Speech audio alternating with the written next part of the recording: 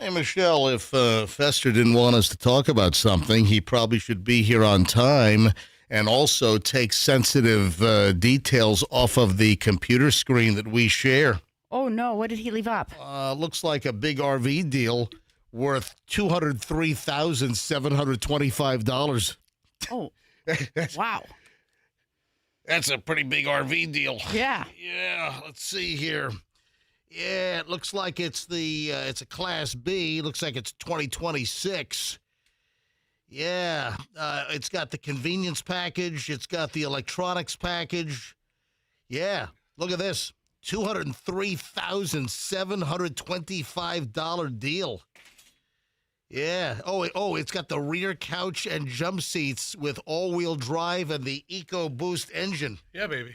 Yeah, this is a nice one here, Fester. This is a big one. Did you leave this up on my screen for me to intentionally talk about, or No, what? I don't leave anything for you to intentionally talk about. So it looks I left like it for me to remember to do it today. Oh.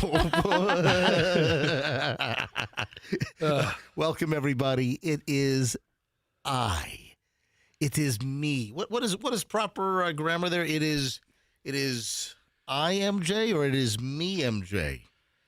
I'm typically fairly decent with grammar. It is me. Yeah. MJ sounds Yeah. better, but Right. It is I.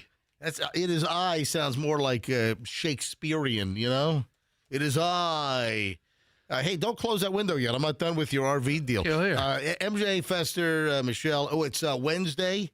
So the creeper stalker that likes Bailey, he'll be happy. Hey, all right. Because Bailey's in studio today. I've got a question for you in just a minute, Bailey, as we launch our Wednesday broadcast. So, Fester, did you hang out after the show? Did you hang out? Were you doing some RV paper? For those that don't know, Fester, on top of being on the MJ Morning Show, also actually makes a lot more money selling RVs. And most days it's a lot more fun. Yeah. I mean, yeah, some days. Wait, hold on. What?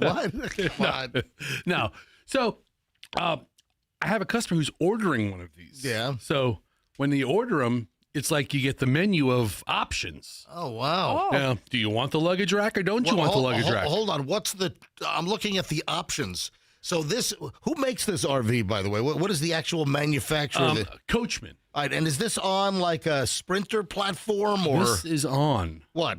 the Ford Transit 3500 22-foot van with dual rear tires. It's on the Ford Transit platform. And the EcoBoost engine with the all-wheel drive. Yeah, okay. You know what? I should have known EcoBoost. That's a Ford thing. Yes. You know, I should know that from Veterans Ford. All right, so this is not like the tool shed on wheels. This is built on a Ford Transit van.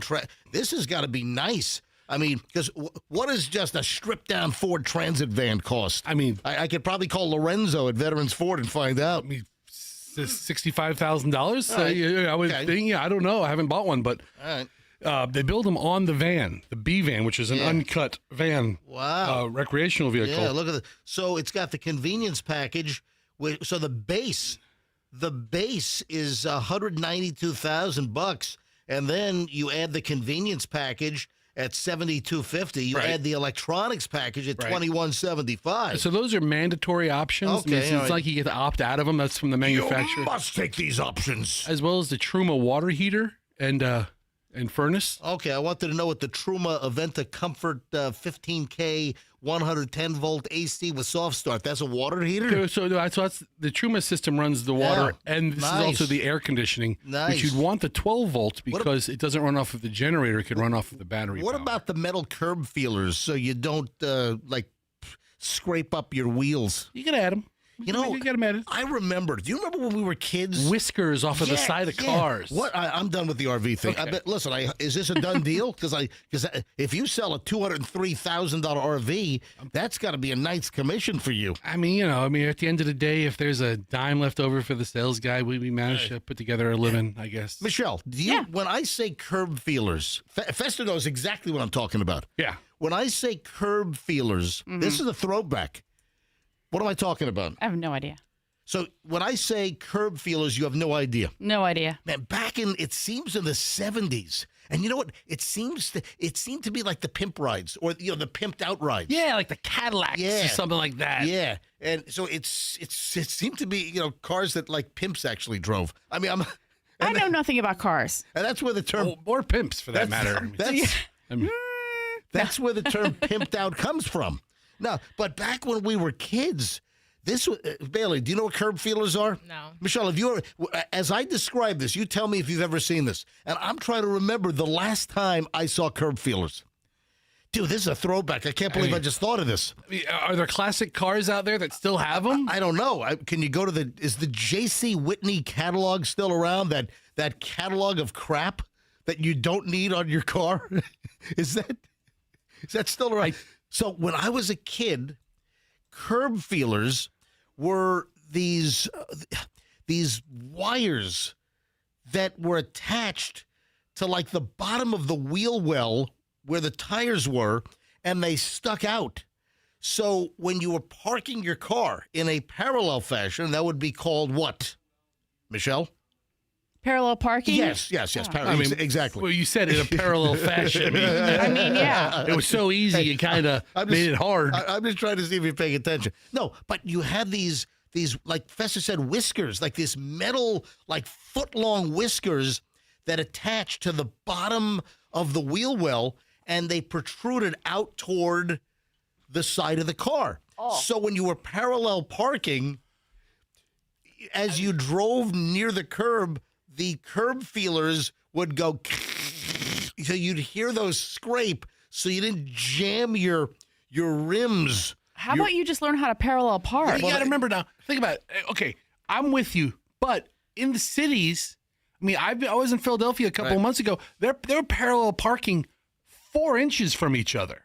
You know, in New York, they're right on each other. In the city, there's a whole market for like bumper buddies and bumper guards that people hang out of the back tailgates of their SUVs across their bumper or out of the trunk of the car, because with the parallel parking in New York, in Manhattan, people are like you said, they're backing in, they're hitting the car behind them, they're pulling forward, hitting the car in front of them. It's like boom, boom, boom, boom, boom. You know, I mean, I consider myself a very good driver. You know what I'm saying? Have you seen the bumper buddies where they're like, Bailey, you're from New Jersey. You've seen the things that hang out of the. They're like rubber mats that hang out and cover your bumper, so the total turd tards that can't drive are not bumping into your car and scraping your bumpers. I saw one that looked like a tank top that came out of some guy's trunk. Yeah, there you go. Clever. You close the trunk, but it was like rubber, so you had 2 arms. It went in and it had covered the bumper. There's all kinds of names. The bumper buddies. There's like 50 different brands of these things. We used to make fun of people for having that until we moved there. Then we're like, that's a pretty good idea. Well, that's why we paid $625 a month for an indoor parking spot, so we didn't have to park on the street and deal with that hassle. If you would have lived in your car, that would have been the cheapest apartment in town. But remember, one of the parking guys did damage our car. Remember that? Oh. So one of the lot attendants in the parking garage backed into a car with our car. And you know what? It was one of those things where he thought I wasn't driving. I guess he put it in reverse. Yeah. And then he slammed the gas, and it went flying backwards. Oh, yeah. And the day they had to tell us that was... I felt so bad for that guy. But hey, they told us at the end. They were honest about it. Yeah. Mm-hmm, mm-hmm. That was that was Champion Parking, right? Like, well, I wouldn't have called them out on it. I mean, it's a parking company in New York. Big deal. Listen, Champion Parking. We were very happy with them, and they were honest. I'm giving them recognition. Mm-hmm. They were honest. They didn't have to tell us. Yeah. I might not have seen it, and then yes. How many stars do you give Champion Parking for honesty? Our experience, 5 stars. How many stars do you give them for actually backing your car out of a spot? Well, I would give them ultimately 5 stars because the other couple of 100 times or more, they did a very good job. Did you write the review like, I would have given them 5 stars? And by the way, if it weren't for the one time. And that was the Champion Parking first on 15th Street between 5th and 6th, and the Champion Parking right off of, was that Columbus? Yeah, right off Columbus. I don't know. It doesn't matter. Who cares about the parking? And 92nd. I'm just, I would use them again. Yes. Thank you for the review. All right. Anyway, so the curb feelers. You need them on your car. Yeah. Man, are they still for sale? Yeah, I'm watching a video on YouTube on how to install them right now. I mean, they literally look like zip ties that have just sort of been added on. No. To some. What do you mean zip tie? They're I saw the picture Bailey showed me. They're like metal fingers. Oh, they're metal. They're metal. Okay. They like- leave a like- scraping sound. they're Okay. like flexible metal sticks. Our spot where we're gonna mount these up. Look at this. This guy's showing us how to mount curb feelers. You mount the bracket onto the inside of the wheel well. Yeah. You know what? Let's give away curb feelers. Yeah. Yeah, we ought to get all tell promotions to get their hands on curb feelers, and we'll do Curb Feeler Friday. That's brilliant. Oh yeah, Curb Feeler Friday. And we install them in the parking lot. Yeah, Michelle installs them. All right, with a tank top and Daisy Dukes on. That's, All right. wow, talking about making a bad idea much better. That's great. 6:12 at the MJ Morning Show. Just getting rolling on what is this, Wednesday? Yeah, because Bailey the intern is here. Just getting rolling on a Wednesday. Hey, I'm excited. Busy show today. A lot of stuff on the table. I don't even have time to tease it because I'm running late. But if I were you, I wouldn't miss a minute of this slop fest. Good morning. Traffic.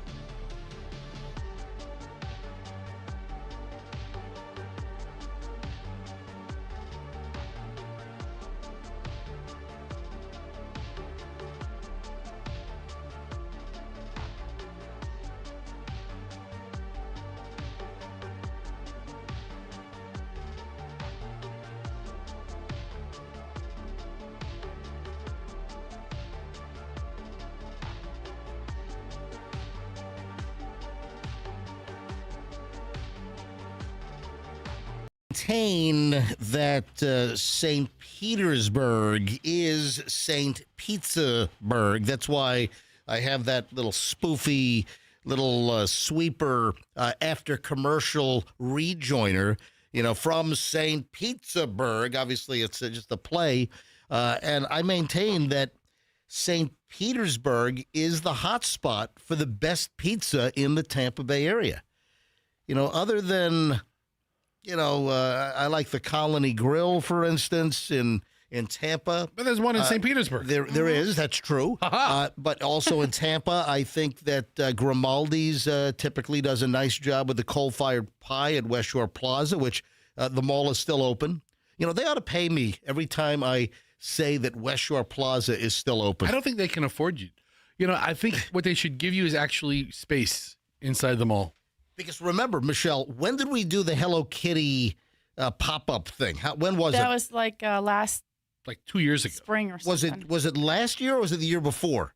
Just last spring. Because the mall... fall. Are you sure? Can you double check? Who cares? Right, but the point is that the mall management... Yeah.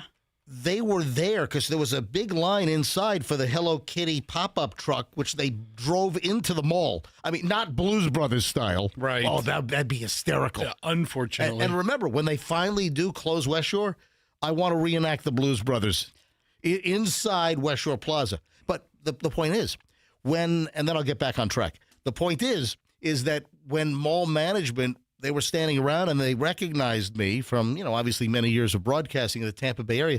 They asked me, hey, can you please just mention that the mall is still open? Because with that story, we're knocking West Shore Plaza down and we're building this whole new town center, they got way ahead of their skis on that, and the whole deal's fallen through. And West Shore Plaza is not being knocked down anytime soon. In fact, I'll be retired and not even living in town probably when that happens. But just the point is that West Shore Plaza still is open. And, I ought to send them an invoice every time that I mention that, hey, I was just at New Balance. I was just, because I love, my New Balance shoes, and I was just at the New Balance store. If nobody goes to this mall, Yes. I mean, sounds like money thrown in a hole, if you ask me. Say again? The mall it's like a ghost town now. I mean, it's not bustling. No, well, listen. The restaurants are bustling, I'll tell The you restaurants, the perimeter restaurants are. Yeah, P.F. Chang's and Maggiano's. they seem to They're be doing super well. The busy. restaurants are. And Yeah. listen, we like going to Grimaldi's, but back to the pizza. Michelle and I went to a new St. Petersburg pizza early yesterday evening, late afternoon yesterday. Yes, we braved the Howard Franklin and 275 rush hour traffic fester. Yeah, okay, that makes you not special at all. Okay. Exactly. Well, Okay. we typically don't do that. Where'd you go? Well, guess what? Was it new or new to you? No. This is only 3 months old. Okay. Yeah. This is new. So I'll get into this later on. This is a teaser. I'm just pointing out that in rotation, we just came out of the commercial break with, from St. Petersburg, the MJ Morning Show, which is obviously, it's a play on St. Petersburg because our studios are in St. We Petersburg. got it. You got it? But again, What's the pizza place? I'll Just tell me the goddamn pizza place. All right. I just dumped that. Okay. I do not say that on the air. Do not. I just dumped Okay, that. fine. There's MJ's line. No, do not say that Just word. tell me the pizza place. Do not. Okay. Just tell me. Monte. You're making it up. I'm not. It's Okay, Monte. Monte. And it's like sort of in the Kenneth City, Leelman kind of area, but the address is technically St. Pete. It's on 54th. Yeah. Right there. No, it's Monte Pizza. yeah, right in there. Kenneth City. Yeah, it's on 54th Avenue North. Yeah, just don't leave it right there. Yeah, it's in a shopping center. It's a little like an old strip center. It's at 54th Avenue North in St. Petersburg, and the dudes are from Italy. The guy that made our pizza last night was from Napoli, from Naples, Italy. Is his name Monty? The owner is from Milan, and I don't know what the name means, but Michelle, see, I was going to do this later on. You sucked me into it. You're the one that sucked yourself into it by Yeah. playing the St. Petersburg thing and then Right. going on and on and on. That comes up randomly in rotation. I didn't pick that. And you're the one that's harping on it. All right. Right. Anyway, Michelle, was that a good pizza? It's so tasty. Yeah, I mean, a really, really good Napoli-style Neapolitan pizza, wood-fired oven. And just I'd heard about it, maybe a month or so ago. And I said to Michelle, let's go. It was like 4:30 in the afternoon. Like, let's go get this pizza for an early dinner. Good. And we did. And the pizza was fantastic. Again, St. Petersburg between Pizza Box, Violet Stone. You've got a Colony in downtown St. Pete. The Cipolla Rosa pizza truck. And now we've got the Monte. I mean, St. Petersburg, we got our buddy Sardo out in Largo, but I'm talking about St. Petersburg is the hot spot for the best pizza in town. Okay. Blowing Tampa out of the water. Fantastic. Dude, this is important to me. It's okay. Hey, Bailey, how's the heat? The heat is on. The heat's good at my house. What's the I'm glad you figured that out. Well, hang on. This is after it was not good. I'm checking the outdoor temp right now. So it's like 42. I'm sure there are places right now in the Tampa Bay area where we're probably high 30s. I'm sure we've got some 38s, 39s. I was 37 when I got in the car this morning up in the greater Lutz area. All right, so Do you get a ding? No, I opted not for that option. the Ford F-150 doesn't ding apparently. Well, like I could have opted for it. the BMW's ding at 37 degrees outside. We could add the ding, and I was like, keep the ding. And, up in Brooksville and, up in Citrus County cooler. and Hernando County, I'm sure Spring Hill, I'm sure it's a little bit colder. But Bailey, was it November, right? We had our first cold snap back in November, right? Yeah. And didn't you reveal on the show that you had to get a hold of the landlord because the heat wasn't working, and you guys were like bundled up like burritos, and you guys were huddled together.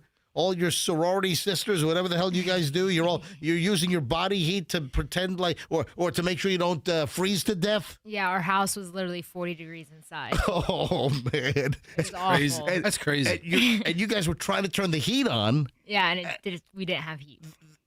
So what did the landlord say? He came or with the people that do heat, the plumbing or whatever. Was it Air Rescue, a sponsor on the MJ Morning Show? Could have been. Should have been. We should have said. Well, back then it was still Plan B air conditioning, but now Plan B has changed their name to Air Rescue, which has been around for 70 years anyway. Okay. So they did fix the. Did you hear any rumblings of what was wrong? No, they just came over and fixed it. But Did yesterday, they say, was it flux capacitor?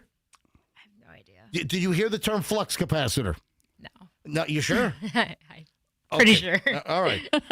Because that's one of the if you ask Kenny, flux capacitor goes bad all the time, or the Kafram stamp.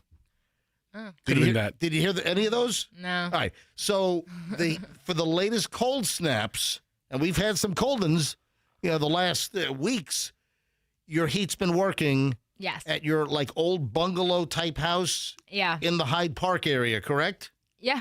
Yeah. But yesterday, as a UT student. yeah, yesterday our outlet stopped working. All right, you gotta talk. Your electric, your outlet. Our outlet stopped working. Hold on, your electrical. Well, that's like a breaker box. Yeah, so we went out to the breaker box. And did you see a trip 4 breaker? girls. Oh, that's. We tried doing it, didn't work, so our landlord had to come back. But we had to go 24 hours without outlets. Hold on a minute. Your landlord took 24 hours to respond to none of your outlets worked? That's actually a reasonable time frame. Bailey, next time just call MJ because he will be there in 20 minutes and resolve it for you, and you'll have your outlets again. Wait a minute.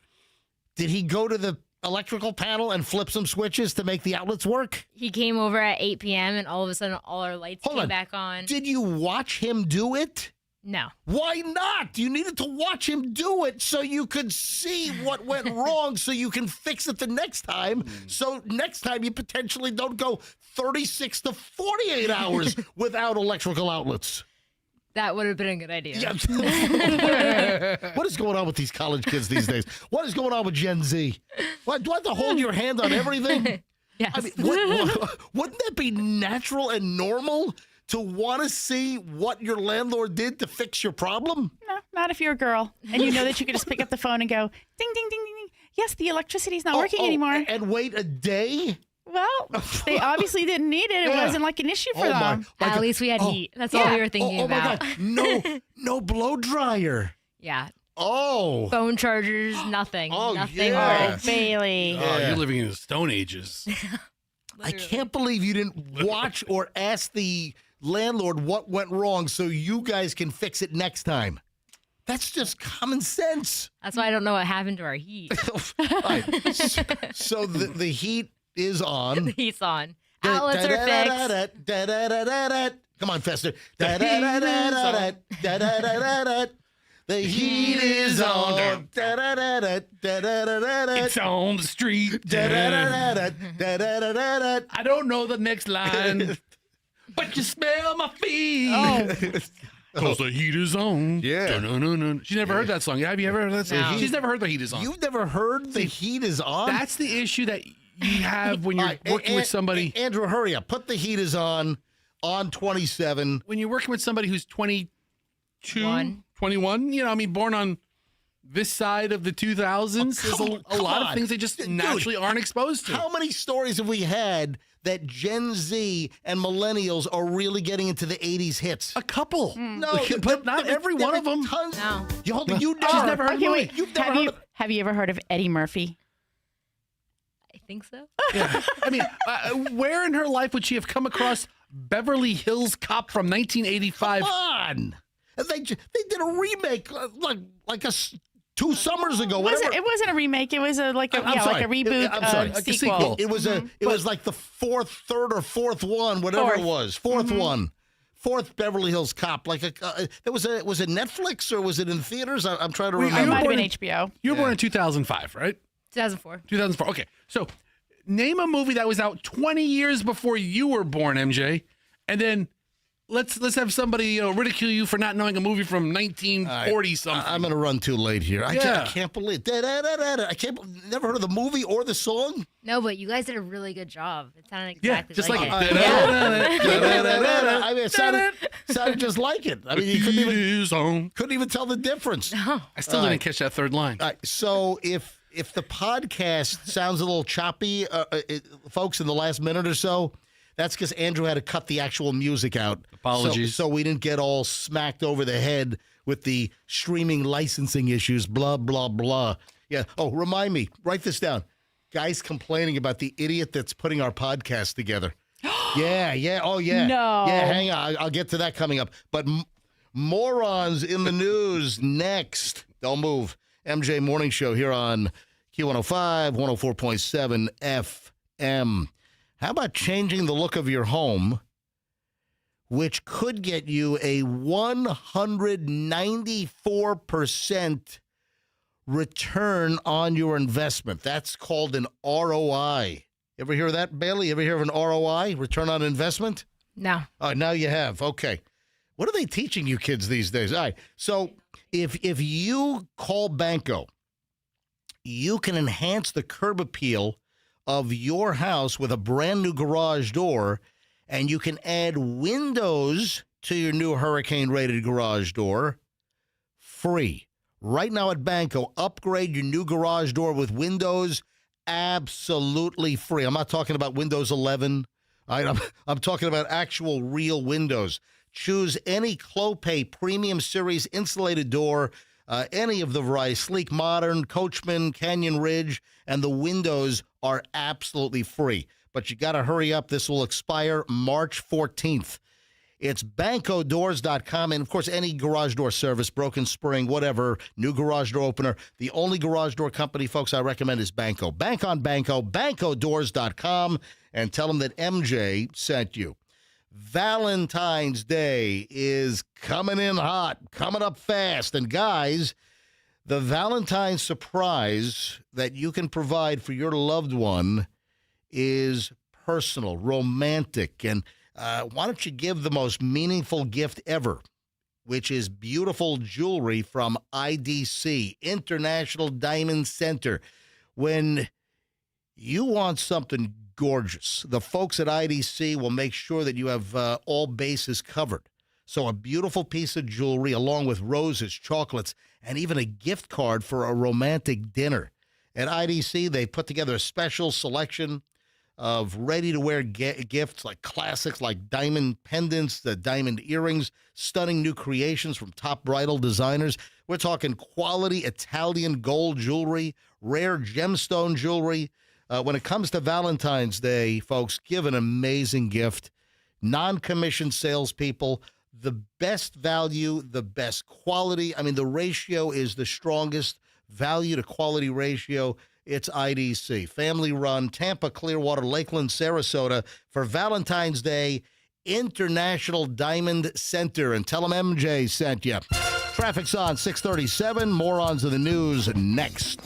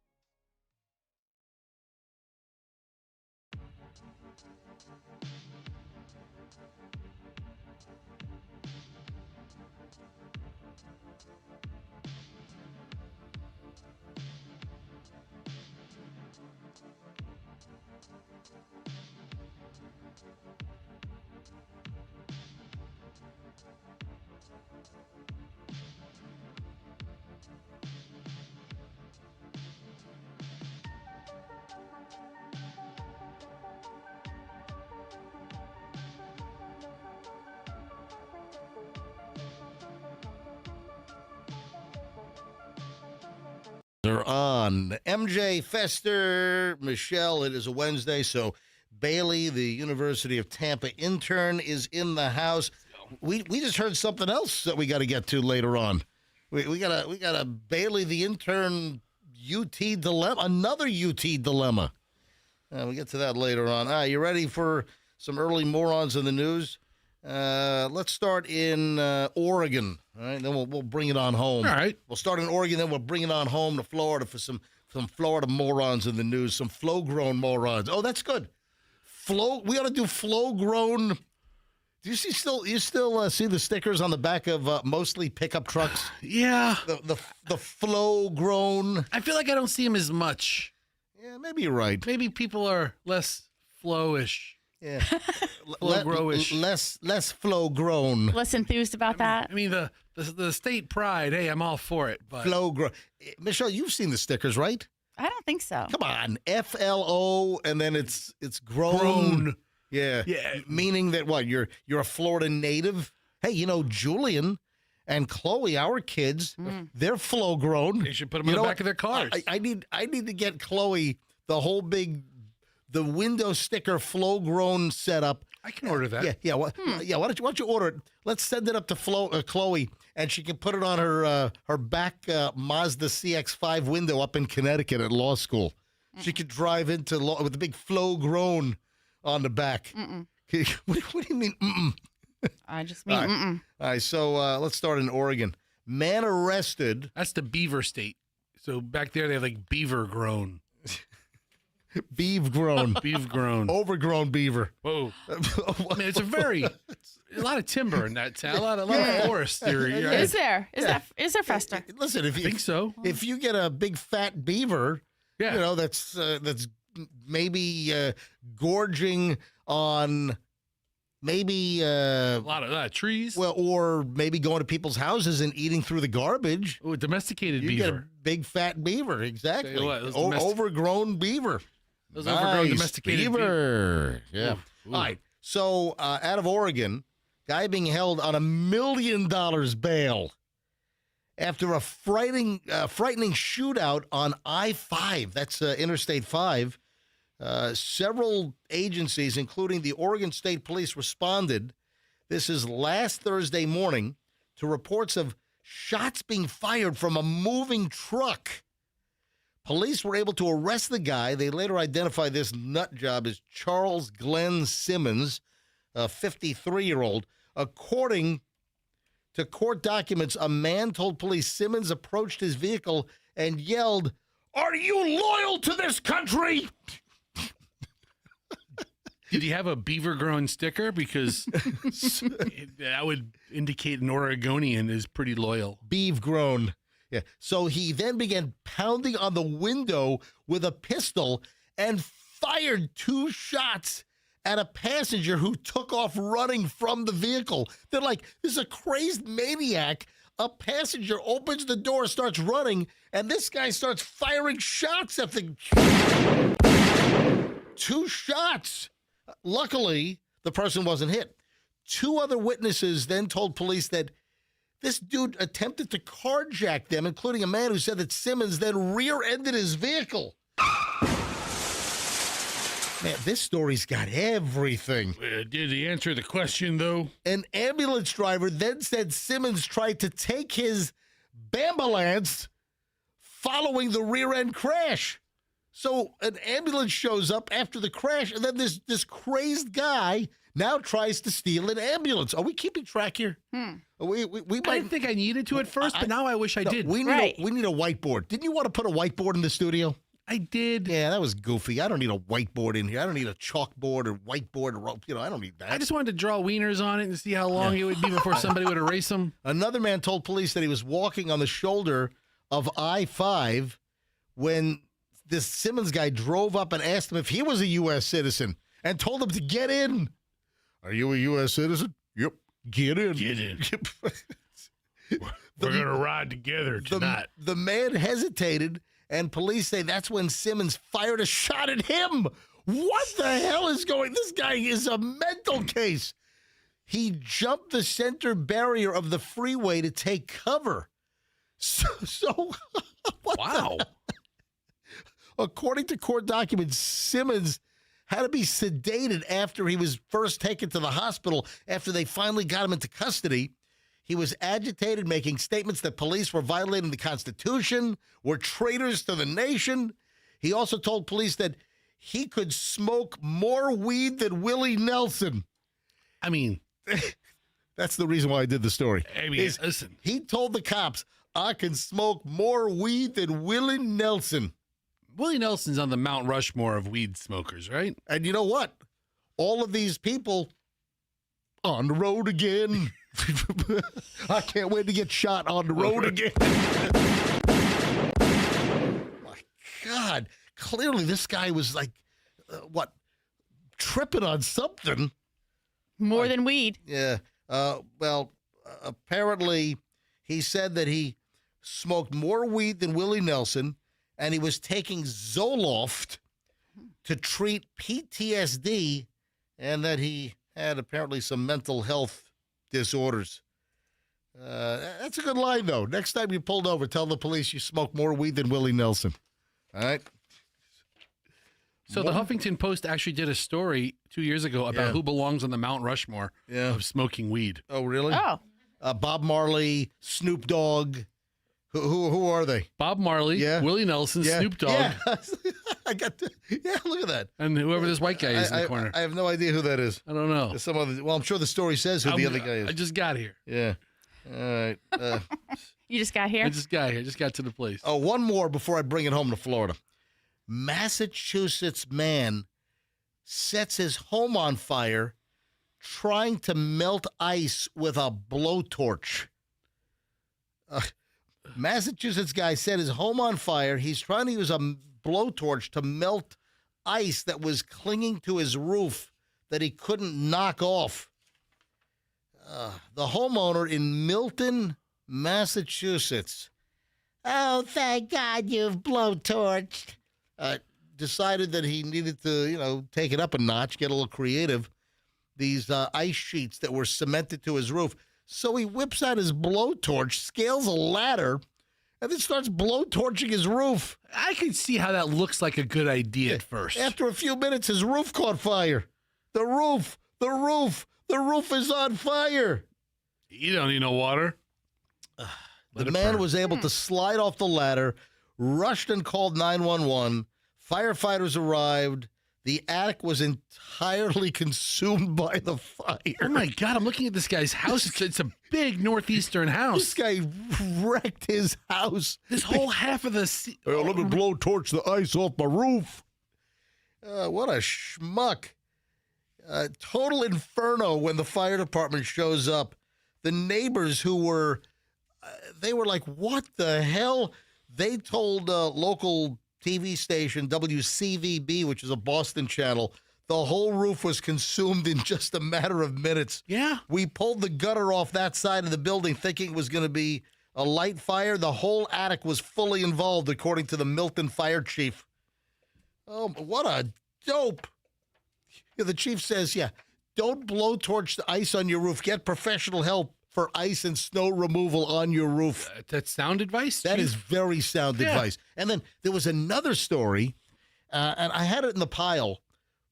Somebody used, I think, a blowtorch to try to unfreeze their gas pipe or so. Michelle, do you have that story? I don't have it, but I think I remember reading that. Hold on, Professor, bring this up. I had it in my pile. It'd be easier just to do a Google search. With the cold weather, they thought their gas line, like the natural gas pipe or something, was frozen. Yeah, go to news. Blowtorch. Yeah, look at this. Blowtorch used to thaw gas pipe in Indianapolis. Sparks house fire. What a... do you have bring up the audio here. Here we go. Yeah, go ahead. Investigators say the man was using a blowtorch to thaw gas lines in the house's crawl space. They say sparks from the torch found their way into the house. IFD says the man was unaware the house was on fire. Investigators say the fire did significant damage, displacing 3 adults and 1 dog. Using a blowtorch on the gas pipes? What kind of a moron are you? That's not what you're supposed to do, right? That's why we call it Morons in the News. I've got one more, which is, I've got 2 more, actually, that are Florida. You know what I'm going to do? I'm going to bonus moron you, folks. When we get back, we start the 7 o'clock hour, and I will start with 2 Florida morons in just a matter of minutes. Oh, also, if you hear one thing on today's show, it ought to be what you're about to hear next about waking up. All right? I've heard this before, and the story came back around a couple of days ago, and I put it in my pile. And this is essential. You got to hear this. If you sleep at night and then you wake up in the morning, you must hear this story. And it's all coming up next on the MJ Morning Show on 104.7 FM Q105. So we mentioned earlier that Plan B air conditioning is no more. We ought to get with Kenny and have a memorial service for Plan B air conditioning. What at your Let's have a celebration on the merge. Oh, well, maybe, yes. Yeah, we could put a positive spin on it. A celebration. This is only positive news. Kenny merging with Air Rescue. So the Plan B name has been retired. Yes. You heard me for years talking about Plan B air conditioning, and you just need to go to the successor. So they've taken Plan B and they've merged it into Air Rescue, and they've kept the better name, airrescue.com. So now, for any air conditioning needs, you want airrescue.com. And, of course, with the cold snaps, you might have some heating needs. Listen, bottom line is you get the best technicians. You get on-time service. If Air Rescue does not show up when they say they're going to show up, you don't pay the diagnostic fee. And you'll get a free diagnostic service with any repair valued at $79. Free estimates, 0% financing on high-C or new systems. Any air conditioning or heating issues, it's airrescue.com. That's airrescue.com or 888-NEVER-WAIT and tell them MJ sent you. Zero Res wants to help you get your home in pristine condition. If you have nasty, janked up, stained, ugly carpet, come on, don't live in filth and squalor. Call my friends at Zero Res, and there's a great promo going on for February, 20% off. 20% off all standard services when you mention me, MJ. That's a good number. 20% off, that is strong. So get your carpets cleaned, get your air ducts cleaned, whatever you want done, get the pros at Zero Res to do the job for you. So on the carpet cleaning side, Zero Res uses ZR water. It's a patented electrolyzed water process. They don't leave the soapy, slimy, chemically, smelly residue that the other carpet companies leave because that attracts dirt faster. It's counterintuitive. That's why you want Zero Res. Mention me, MJ. Get 20% off all standard services right now. ZeroResTampaBay.com and tell them MJ sent you. Traffic's on, 7 o'clock hour next. Don't move.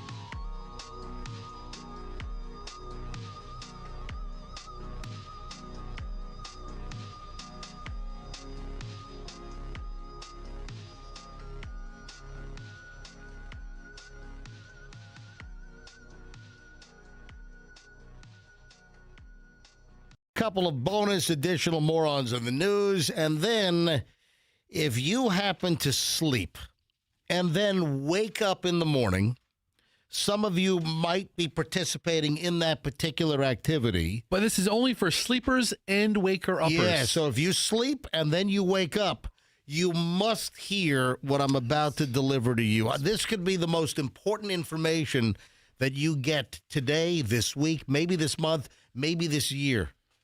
Man, it sounds like it's the opening song for Friends or something, right? Yeah. Something to that effect. Yeah, there you go. Right?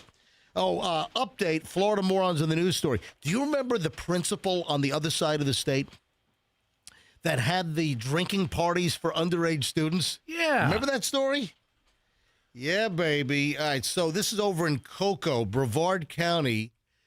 There was a plea deal hearing, and a former principal at an elementary school who was accused of having these underage drinking parties at our house was sentenced to just 2 years of probation. That's it?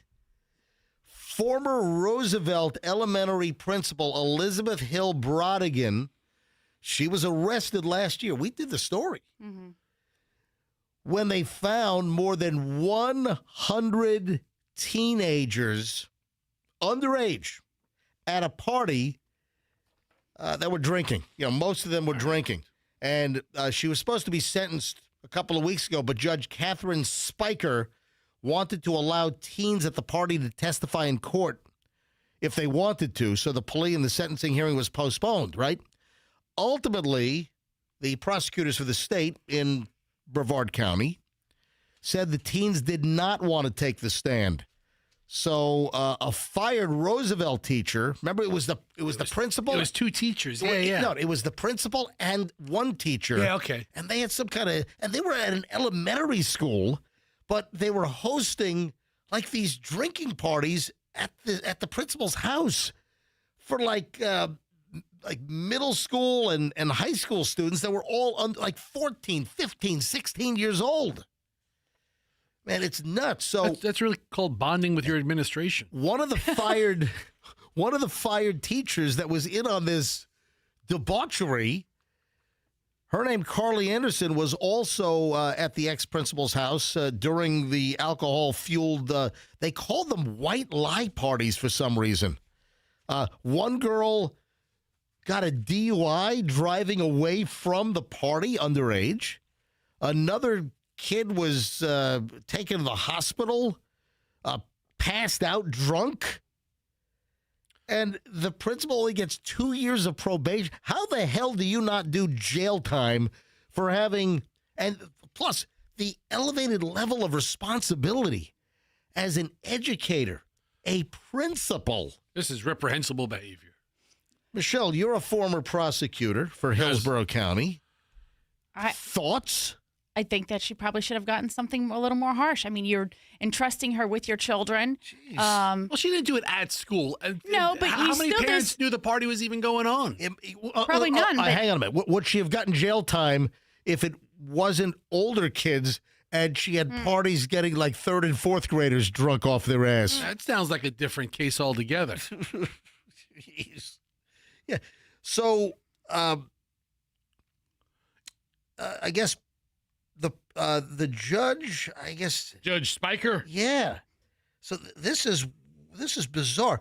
Your Cocoa Beach community correspondent, James Sparvero, asked the prosecutor if she wanted Brodigan to serve jail time. Anderson last year was only sentenced to probation. I will say we are not seeking that at this time. Why? Now, Anderson was the elementary teacher. I mean, they both should have gone to jail. They both should have done, I don't know, 10 years. 3 to 6 months or something. No, throw the whole book at them. Come on, they're educators. Let's educate them. Yeah. Let's learn them a lesson. A good 30 days in jail. Let's learn them a lesson. You know what? A month in jail changed a lot of people. That is ridiculous.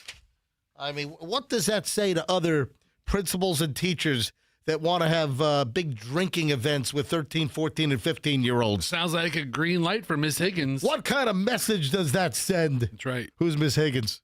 I made up a name. Oh, I thought it was maybe your I know. 6th grade teacher for something or Oh, I other. had a counselor called Higgins. She told me that being a jokester is no way to go through life. No way. That's what she told me. Oh, yeah. She goes, sometime Hey. you're going to have to get serious.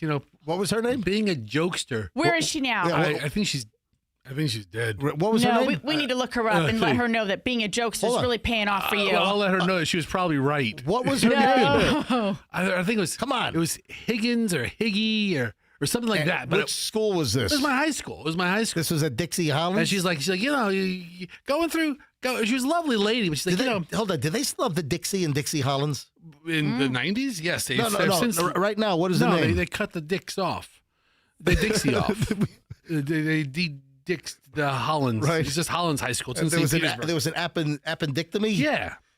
During the, They really cut the Dixie. So it's Yeah. not Dixie Hollands. it's called Hollands High School now now. it's just Hollands. in the earlier part of this decade when people were more aware of things that made them sensitive and feel a certain way, they got rid of Dixie. You know what? They should have sold groceries in the library. Then they could have called it Winn-Dixie. Winn-Dixie Hollands High School. Wow. Yeah, exactly. Ever think of that? I think half of the guys I graduated with are working at supermarkets All right right, now one additional Florida morons in the news. as stock boys. All right, so At 50. yesterday we had the kid that threw up all over people on the monorail at Disney. Remember we had a Reddit post and the mother or the parents were looking for whoever got thrown up on the monorail last week at Disney at like 10:45 at night. They wanted to apologize and do whatever they could to make things right. Yeah, some kid was with the parents. That it's 10:45 at night. They're leaving the Magic Kingdom, and the kid just all over people on the monorail, right? So we had that story yesterday. Now we have another Orlando area theme park story. Some boozed up nutbag took all their clothes off on the Universal Studios tour.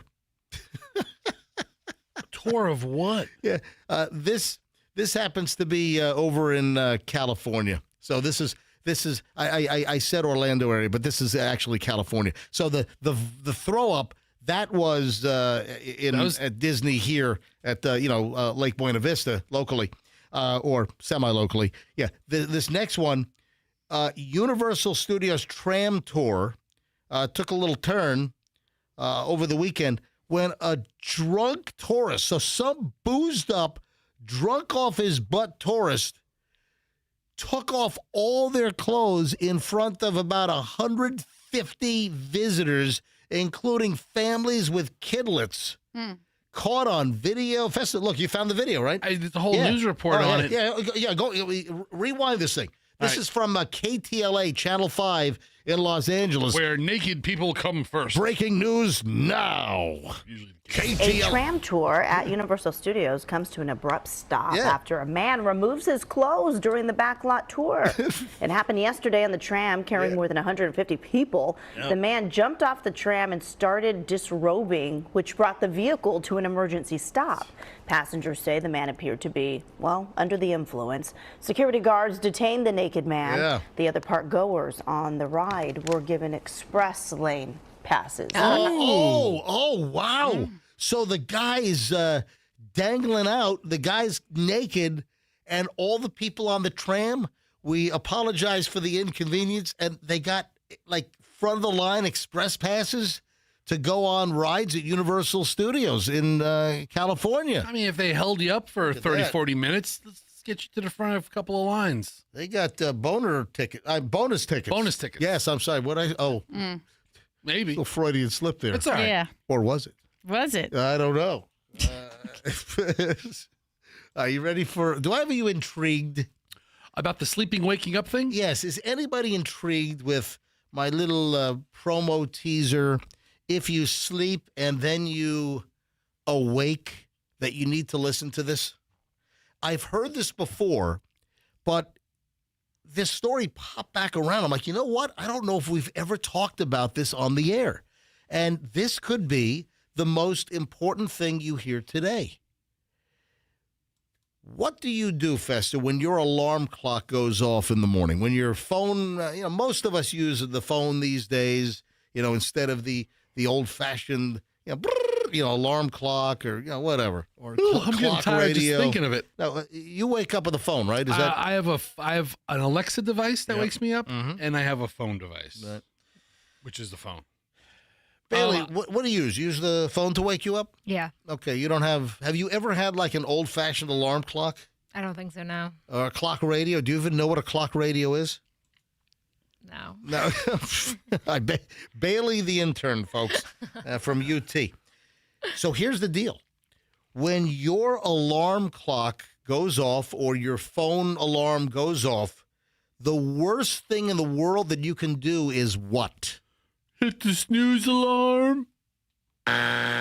Incorrect answer. Oh, good, because that's what I do. Incorrect answer. 100 times. Well, listen, you know what? Hitting the snooze alarm could actually be an ancillary possible answer. But what I'm looking for is the last thing you want to do is boom, like bolt out of bed. Now, Bailey, Fester, Michelle, well, you're usually sleeping next to me unless we have a fight and, you send me to the couch. right. But the last thing you want to do is bolt awake and jump out of bed. It's bad for your heart. It's bad for your body. And that's exactly what you do. And I've said this a million times to you, like you've got to stop. Like that's why I wake you up so gently. You should not bolt upright when your alarm goes off. What do they want you to Yeah. do? Just lay there and wake up Yeah. gently? So you should wait between 1 and 5 minutes. Because when you bolt out of bed, you like shock your system and your heart. And I guess there's something with cortisol levels. So your body relies on stress hormones like cortisol and adrenaline to get you up and running. Now, cortisol, they say, is the active main ingredient here, right? And it has a certain schedule. So the cortisol, it's supposed to rise slowly. And if you bolt out of bed, you just put like a shock on your system. And that's, they say, bad for your body. So the cortisol levels are supposed to rise slowly during the first half hour after you wake up. And it's a gentle, like steady climb instead of a boom. I got bad news for you. And that's supposed to help steady your energy, keeping your mood level, help your metabolism, and also kind of clearing your mind. But when you jump out of bed like a jack-in-the-box or something, and you launch like a rocket out of bed, it's like a panic mode, and it messes with your rhythm. And instead of that gradual climb, like, kind of like warming up the engine, right? Mm-hmm. Your body gets hit with like this blast of these stress hormones, and it's not good for you. And the sudden movement, it jams up your body alarm system. It flips your body into what they describe as like a fight or flight mode, and it can put you in danger. So, your heart pounds. I mean, think about this. Has this ever happened to you? Your alarm goes off, you bolt up, and then you notice your heart is pounding. yeah, because you're alive. No, pounding. I know, because you're alive. I mean, Right. I've always heard that, the worst thing you can do is keep banging on that snooze alarm. So adrenaline surges, heart pounds, blood pressure shoots up, cortisol spikes, blood sugar is boinging all over the place, muscles tense, and your body thinks something's wrong. And that's where like the fight or flight mode sort of happens. So don't do that. And the high morning cortisol could actually set you up for a really crappy day. I told you, this is important crap. So don't, bolt out of bed the minute just take a moment. Who sponsored this research? Let's do breathing exercises. Is this sponsored by a mattress company? That's what I was thinking. No. Yes, they normally are. No, this is not one of the stories. Is this the National Institute of Sleep? No, this is this is not like a one-off research I don't know, project. I'm asking. This has been studied, and I've seen this multiple times over the years. And I'd forgotten about this, and then I saw it again. I'm like, you know what? This is important for the well-being and health of our listeners. It's important for you. And me. Yes. Apparently. But the deal is, alarm clock dude. I'm getting tired just talking about this. Whatever. Not this in general. I mean, just the fact that we're talking about sleep. Wake up. So what do you do? Let me. I need a pillow. Let me tell you what to do. But Don't jump out of bed the second your alarm rings. Just sit up. Hang out for a minute or two. I mean, I'm not startled by my alarm. Let your body catch up. Let your blood pressure and cortisol levels settle. Normalize before you get moving. Take some deep breaths. Hey, do a little stretch. Oh, yeah. Well, I'm going to see if you do that. Yeah. Make a little love. Get down tonight. So they say 1, 2, even up to 5 minutes. Just chill. And don't bolt out of bed like a maniac. And you're just going to set your day off in a much better fashion. And it's better for your body. Do you guys have like the panic time? Like, at a certain time, if you're still in bed, okay, I have like 6 minutes to leave the house. I better get up now or the whole day is screwed. No. Like, your alarm goes off at what time? Usually the first one is 4:47. Okay, 4:47. Yeah. And you leave the house at what, 5:10? No, because we shower. Oh, speaking of the shower this morning, I gotta ask something in just a second. We try to leave the house at 5. Our target time to leave the house. Why is your mouth open? I want to hear what you're going to say. The target time to leave the house. What's the target time? Our target time to leave the house is 5:15. Never Okay. make it. Sometimes That's like the target. Michelle. It's a Let me tell movie. you something. This is what he hates right here. 2 things. What? Let the record reflect I'm downstairs first because it's always me. I'm down. And guess what else? Listen to this lawyer crap talk. I start the car first and warm it up for him. I don't need the car warmed up. He comes outside. It's like a princess. The car warm. I've got it. I warm his seat up.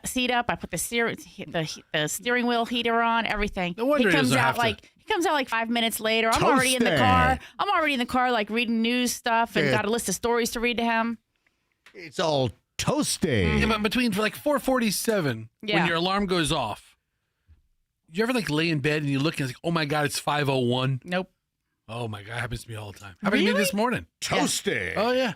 Anyway, the target time is 5:15 to leave. And listen, it's the latest we ever leave is like 5:23 or 5:24. So listen, this is like a 9-minute swing, but right?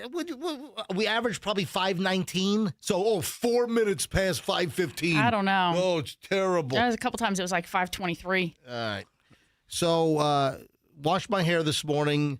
It looks and- washed. Hang on a minute. I'm just pointing out. Listen. Sometimes I take showers after my walk. Sometimes I wait. See, Michelle hates it when I do like a 3 or 5 mile walk. And I get home, it's like, you got to take a shower before you climb into bed with me. But listen, if it's cool out, I'm not sweating. I'll take a shower in the morning because I like the morning shower because that wakes me up. But this morning, I obviously put the gel product in my hair, but I was running a little late this morning. So I just slapped the gel product in my hair when I got out of the shower, and I did not do a repoof.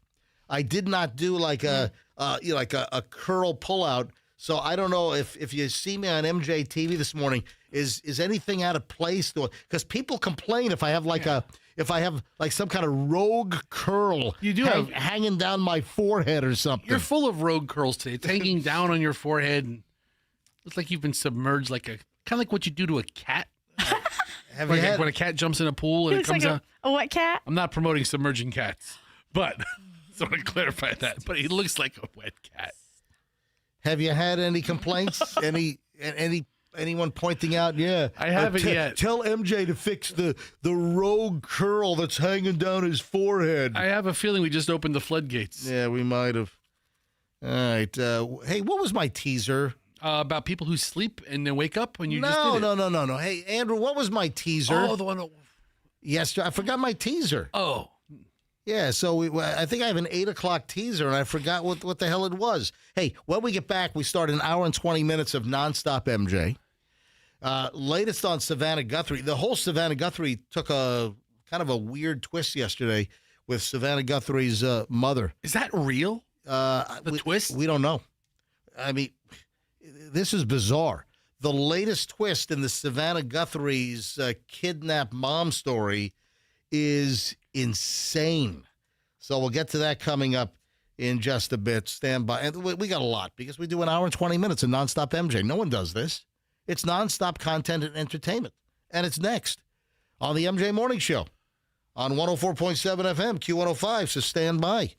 Hey, if you want to sell your home and you want to do it hassle-free, if you want to sell your home and get the most money, get an all-cash offer, this is where you bring in Mark Spain Real Estate.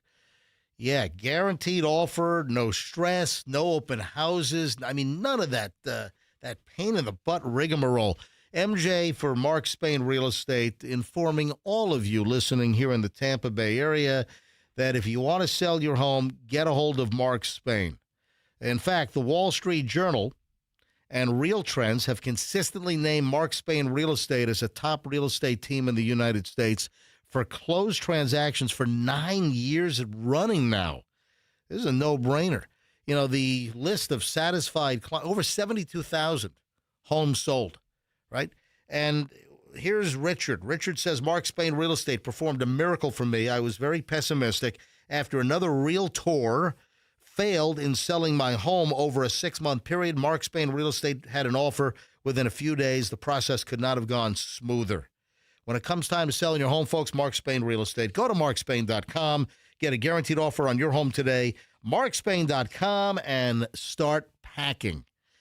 The Murphy Auto Group is a really top-notch organization. I know Mike Murphy. Mike Murphy lives in my neighborhood. See him all the time. Family guy. You know, he owns Miracle Toyota out in Haines City in Polk County, and they just opened up Genesis of Tampa. That's right, my peeps. There is now a Genesis dealership, a Genesis store in Tampa, in Hillsborough County. So now, surrounding counties, you have another place to shop for the best deal, the best treatment on leasing or buying or getting service on a Genesis vehicle. So if you've seen Genesis on the road and you're like, wow, that looks good. What is that? Oh, it's a Genesis. The cars look great. The SUVs look great. The safety ratings are great. The technology is great. The drivability is great. It's Genesis of Tampa. So test drive, roll in there. Please tell them MJ from the MJ Morning Show sent you. The new GenesisOfTampa.com at 275 in Bears. And tell them that MJ sent you. We got a name change, folks. Yep, they've legal name change. I think it was all done down at the courthouse. So Plan B Air Conditioning is no more. So Kenny, the owner of Plan B Air Conditioning, who's been an advertiser on the MJ Morning Show for years. I mean, since we came back, Plan B has been on the air with us. And it's a great air conditioning company, and nothing changes as far as service and quality and integrity. They've just shifted the Plan B name over to Air Rescue. And Air Rescue has been around for decades, over 70 years. Air Rescue has also been a company you can count on, and with Kenny having interest in both, they decided just to simplify and make it all Air Rescue. Any air conditioning or heating issues, folks, it's airrescue.com. Mention me, MJ, get 10% off. Right now, 0% financing on high SEER systems. Anything with your AC or heat, I'm telling you, call airrescue.com. airrescue.com, 888 never wait, and tell them MJ sent you. Traffic's on, and then an hour and 20 minutes of nonstop MJ rolls next. Stand by.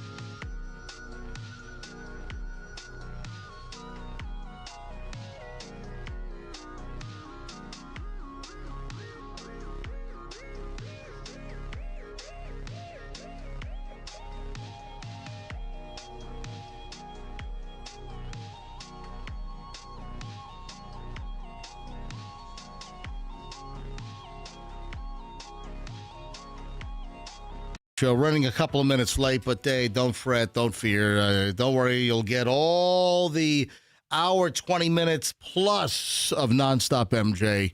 I just go a little longer at the other side. All right, so strap in, let's go. Full Savannah Guthrie, NBC Today Show, co-anchor, mother kidnapping story. The latest details coming up in just a bit. Some crazy new twists in this story. So we'll get to all that coming up in just a bit here on the MJ Morning Show.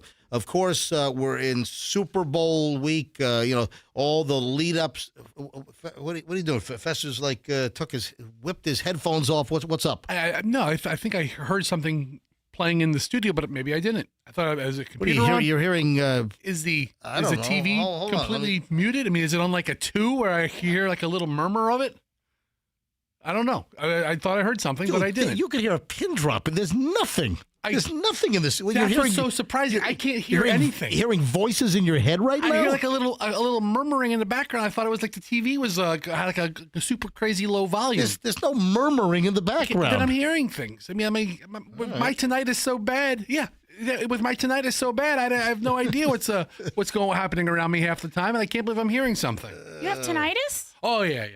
I have ringing in my ears all the time. Hold on. Do you say tinnitus or tinnitus? That's the thing. Yeah, only the dorks at like the hearing doctors say tinnitus. I hate when people say tinnitus. Yeah. It's tinnitus.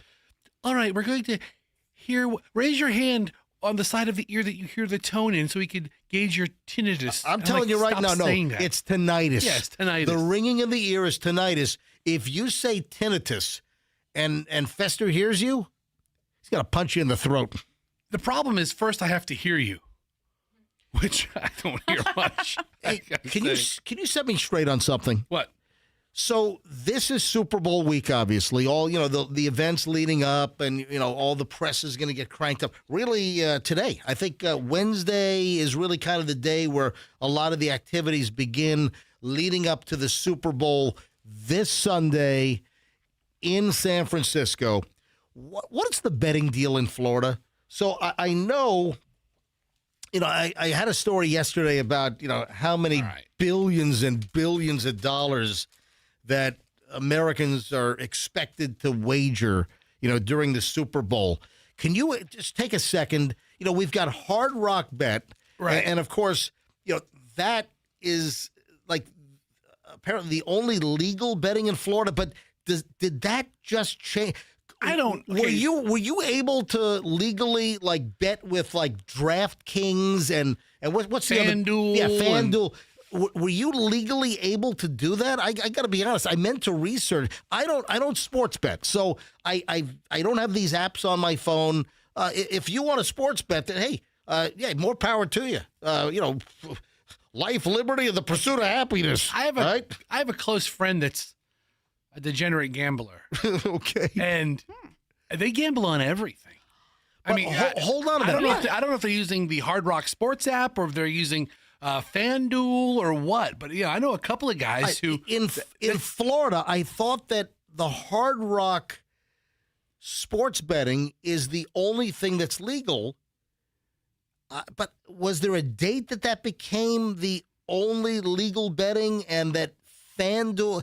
So you don't know. I thought I could come to you for answers. I mean, last time I was sports gambling was when I met the guy back of the sports bar who ran the books. When you used to drop off money or collect the BJ's winnings at Beef O'Brady's. Because after Monday Night Football, Tuesday was payday. Oh, by the way, Beef O'Brady's had nothing to do with it. That's just where BJ's bookie used to hang out in a back booth. Oh, I had a Beef O'Brady's.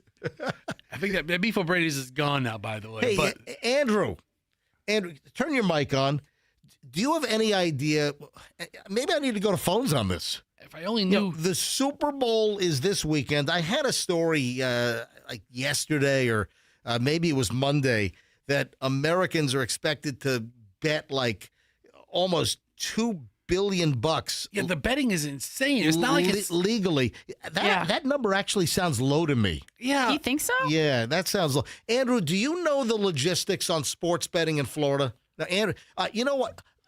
I want to fire up the phones. Just quickly here. Super Bowl is Sunday.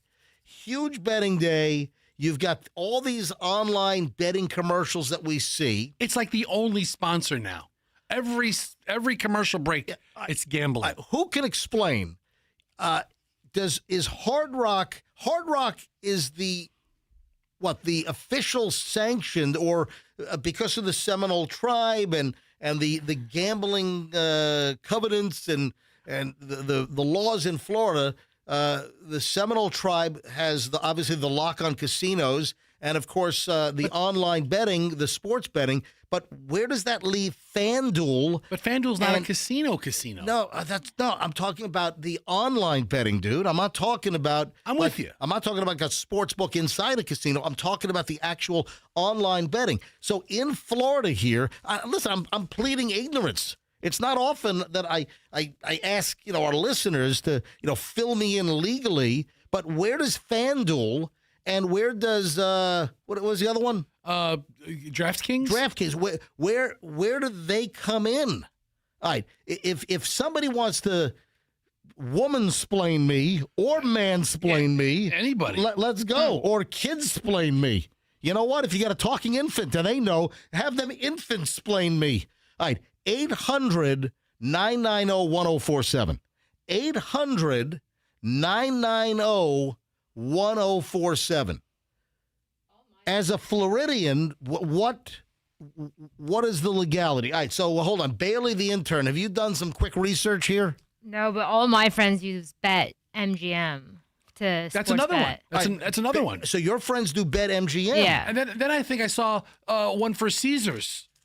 All right, so why did I think that for sports betting, the only legalized betting is Hard Rock? Because that's true. Is FanDuel not a thing in this state? No, FanDuel does not operate its main online sportsbook in Florida. Okay.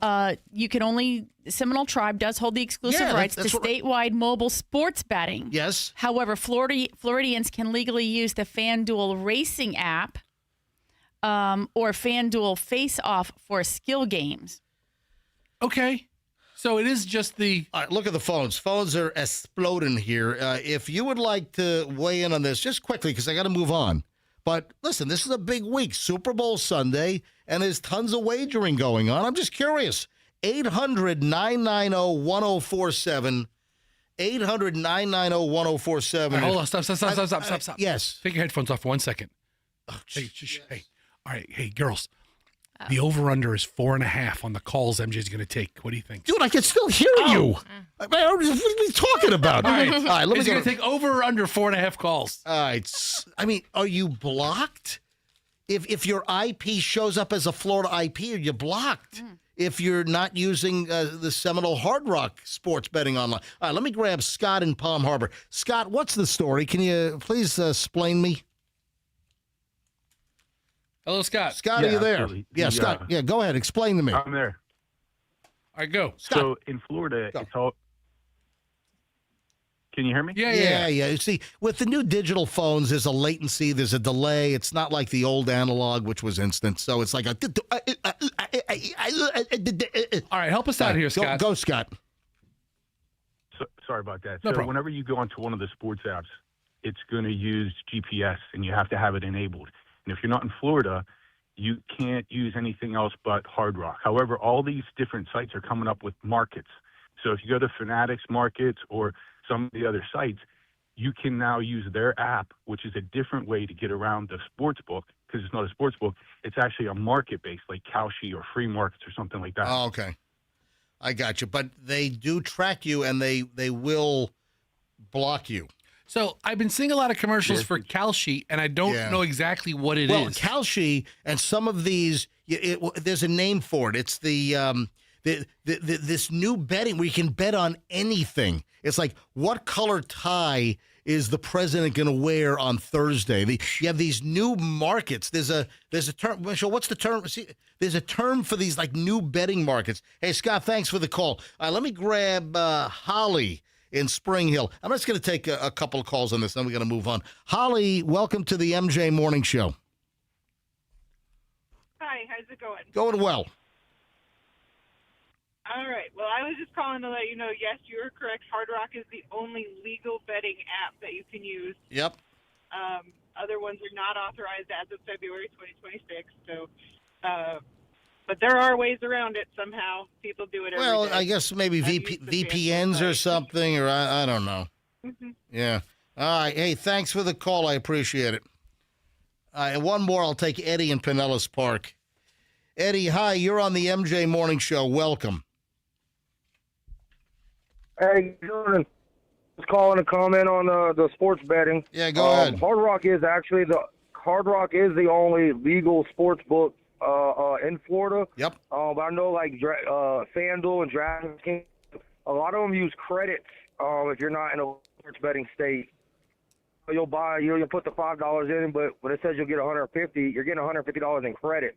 So when you win, then you get your credit. Actually, take your money out of it unless you travel to a state that it's legal for them to participate in.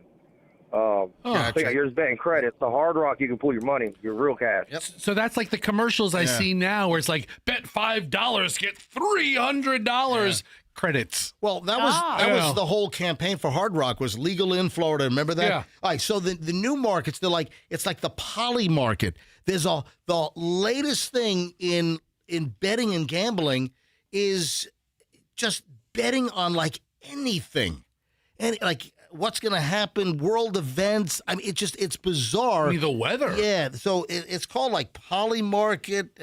I think there's another term which I've read and I can't think of. But this is like the new latest thing is all these, I think even 60 Minutes did a story on these betting markets. All right, 7:41 at the MJ Morning Show. We'll get into the latest with Savannah Guthrie and her mother's kidnapping in just a minute. Oh, did you see? I thought this was interesting.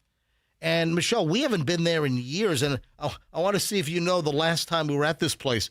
And, Fester, I think there's one up near you in Lutz. What is it? Did you see that Bahama Breeze is closing, like, all of their locations? So, nationwide, the Darden Restaurant Group, which they own a lot of stuff, they are closing or rebranding all of the Bahama Breeze locations in the country. So Bahama Breeze is going away. And here in the Tampa Bay area, the Bahama Breeze, Brandon Town Center Drive out in Brandon, the Bahama Breeze on Sierra Center Boulevard up in Lutz. Wesley Chapel Lutz area. Yep. Yeah. And then the Bahama Breeze that I know of, which is at Rocky Point. You know, when you're heading toward the Courtney Campbell Causeway, you've got the Bahama Breeze on that kind of lagoon, over there. So the 3 Bahama Breeze restaurants in the Tampa Bay area, they're going to be rebranded. So Darden is going to turn the Bahama Breezes locally into something else. Now, what? Well, I'm looking at their offerings. Yeah, hang on. That's the question. What is it? They own Olive Garden, they own Longhorn Steakhouse, Yard House, Ruth's Chris Steakhouse, they own Cheddar's Scratch Kitchen, they own the Capitol Grill, they own Chewy's, which I'm not familiar with, they own Seasons 52, and they own Eddie V's. Yard House. So we have a lot of those already in our area. Yeah, so I can see like a lot of what? Those other restaurants. Yes. Like we have a Ruth's Chris, we have an Olive Garden, we have a is it Longhorn? Yeah, Longhorn we have Longhorn, Olive Gardens, we have Ruth's Chris Steakhouse, we've got Cheddar's, we've got Capitol Grill. Seasons 52 is on West Shore. Yeah, Eddie V's, which is on Boy Scout across from International Plaza. Yeah, Chewy's is like a Mexican-inspired place. I think there's one up in that same Lutz, Wesley Chapel area. Okay, so there's a Chewy's up there. So what are they going to convert them to? I wonder what concepts for Brandon and Lutz. But for my head scratching curiosity, which concept do you put at Rocky Point? It's kind of that beachy, kind of on the water scene. I know that. What do you put there? I know that nothing goes better than a sunset than a big bowl of fettuccine Alfredo, just sitting right on your stomach. A nice 4,000 calorie dinner. You'd like another Olive Garden? Oh man, I don't think we could have enough Olive Gardens. Michelle, what's going to go there? When was the last time we were at Bahama Breeze? How many times in our life? One time. We were at Bahama Breeze once. And you can't even say we were there.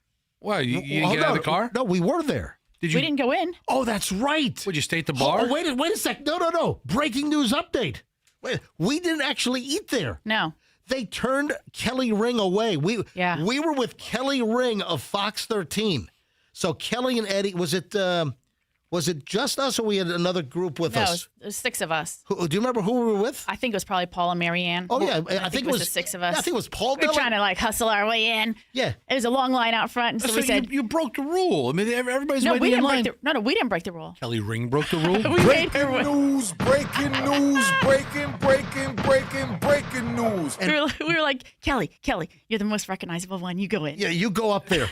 Recognizable to who? The we don't 16-year-old know. working the counter? Yeah. Fester, they shot Kelly Ring down like an Iranian drone over a U.S. battleship. I mean, maybe they're Channel 8 people. I don't know. So, Michelle, what year was this? It was like when it first opened. It was so hot you couldn't get in there. And I don't think they took reservations. Did we have kids yet? I don't even remember. Well, like 1999, I don't know, 2000 or all something? 6 of us packed into someone's big SUV. Yeah, so we rolled to Bahama Breeze, and that's right, we never ate there. Okay. We went there once, and Kelly Ring, and then I think Paul tried to go up to get the reservation or to get a table, and they turned us away. They turned Kelly Ring and Paul Delgado. And you know, if they would have hang on, maybe they'll listen to the MJ. Maybe they've seen my face on an MJ Morning Show billboard. All right, let me. If they would have just put their name in, they probably would have gotten seated in like 45 minutes. No, there was like a 2.5 hour wait. This is when like Bahama Breeze was on fire. So that's right, Michelle. We have never even dined at a Bahama Breeze. Well, you better go quickly because time is limited. Right. Are they going to have like the auction like they did for like Red Lobsters? Because for all their... We could motif this studio up with like a surfboard. They have like a huge fish tank. I want the fish tank. I don't even know how to take care of fish. Listen, I hate to be blunt here, folks, but I've got to say something which might be a little controversial, but I got a big Bailey problem.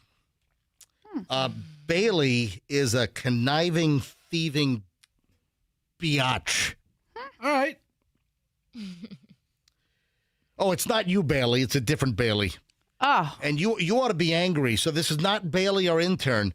Did you see the Bailey Slater story out in Brandon? No. What a terrible, terrible story. An employee at the HCA Florida Brandon Hospital ripped off a 94-year-old patient's wallet and then went on a freaking shopping spree? What the living... What's going on here? What, does Grandpa have online banking? And he's like, I didn't authorize that purchase at Hot Topic. Bailey, you ought to be incensed that this Bailey Slater, 28 years old, a former employee of HCA Florida Brandon Hospital, that can you imagine ripping off a 94-year-old patient's wallet while they're hospitalized at 94 and then going on a shopping spree at Target? Oh, my God. I'm looking at her walking out of the Target. Dude. I've never seen a cart more full. The video surveillance snapshot is crazy. If I went to AI and I said, produce me an image of a person walking out of Target with the most stuff you can possibly put in a cart, it wouldn't have this much stuff in it. Come around here. Just walk. You got to look at this cart. It's incredible. So she rips off the 94-year-old's wallet, gets the credit card. Oh my God! Look at this thing. That's like a Christmas haul. It is. It's a Christmas haul. Seriously. The whole red plastic Target shopping cart it's like brimming over the top with Target bags. If we were going to go to an orphanage in Guatemala and drop off school supplies, that's the amount of stuff. Yeah. It's a ton. So Bailey Slater, who was employed at the hospital as a patient care technician. Oh. Hey, Bailey, that's some stupendous patient care you got going on there. Ripped off the wallet, according to the HCSO, the Hillsborough County Sheriff's Office. And according to investigators, on January 22nd, she ripped off the 94-year-old's wallet, took credit cards from the wallet, and then went on a shopping spree at Target, buying over $500. Listen, I'm looking at that shopping cart and how many bags are brimming over the top of the Target shop. More than $500. It looks like there's $5,000 in there. Easily. That's nuts. And they were able to they knew where the cards were used, so then they were able to go to the Target. It's all trackable. Yeah, they went to the Target. They got the video. You've got the picture of her. Oh, she thinks she's all slick because she's wearing a surgical mask over her face. She did work at the hospital. At the Yeah. time. She probably stole that mask. She stole the surgical mask as well. Aha, I'll show them. Yeah. Wow. Yeah, surveillance video at Target shows her leaving the store with a shopping cart crammed with Target bags. HCSO said the hospital staff worked with the Hillsborough County Sheriff's Office detectives after they were notified that the wallet was stolen and unauthorized purchases were made on this 94-year-old's credit card.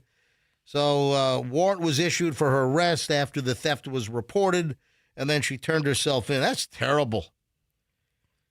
Chad Chronister, sheriff, said taking advantage of some of our most vulnerable community members while entrusted with their care is shameful and reprehensible. Say it like a superhero, like when he talks. We will make sure justice is served. Yeah, that's it.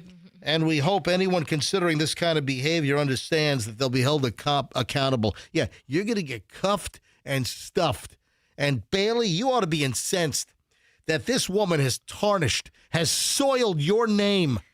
You know, Bailey is not the most common name for, you know, and she has your name and she's ripping off elderly, infirmed individuals at a hospital, no less. And her job was in the patient care department at HCA Brandon. At the same time, son of a, you should also be grateful to know about the job opening. Oh, yeah. And maybe you can get your resume in a little, you know what, before everybody else or something, or I fill know out the application. Yeah, I know you're a marketing major at University of Tampa, but apparently there's an opening in patient care over at the Brandon HCA Hospital. I definitely qualify. Yeah. Yes, Michelle. I have a Savannah Guthrie update or Nancy Guthrie update. I don't know if you want to go to that Yeah, now. Or... I literally was just about to pivot. All right, hold on a minute. Is it this update? All right, hang on a minute.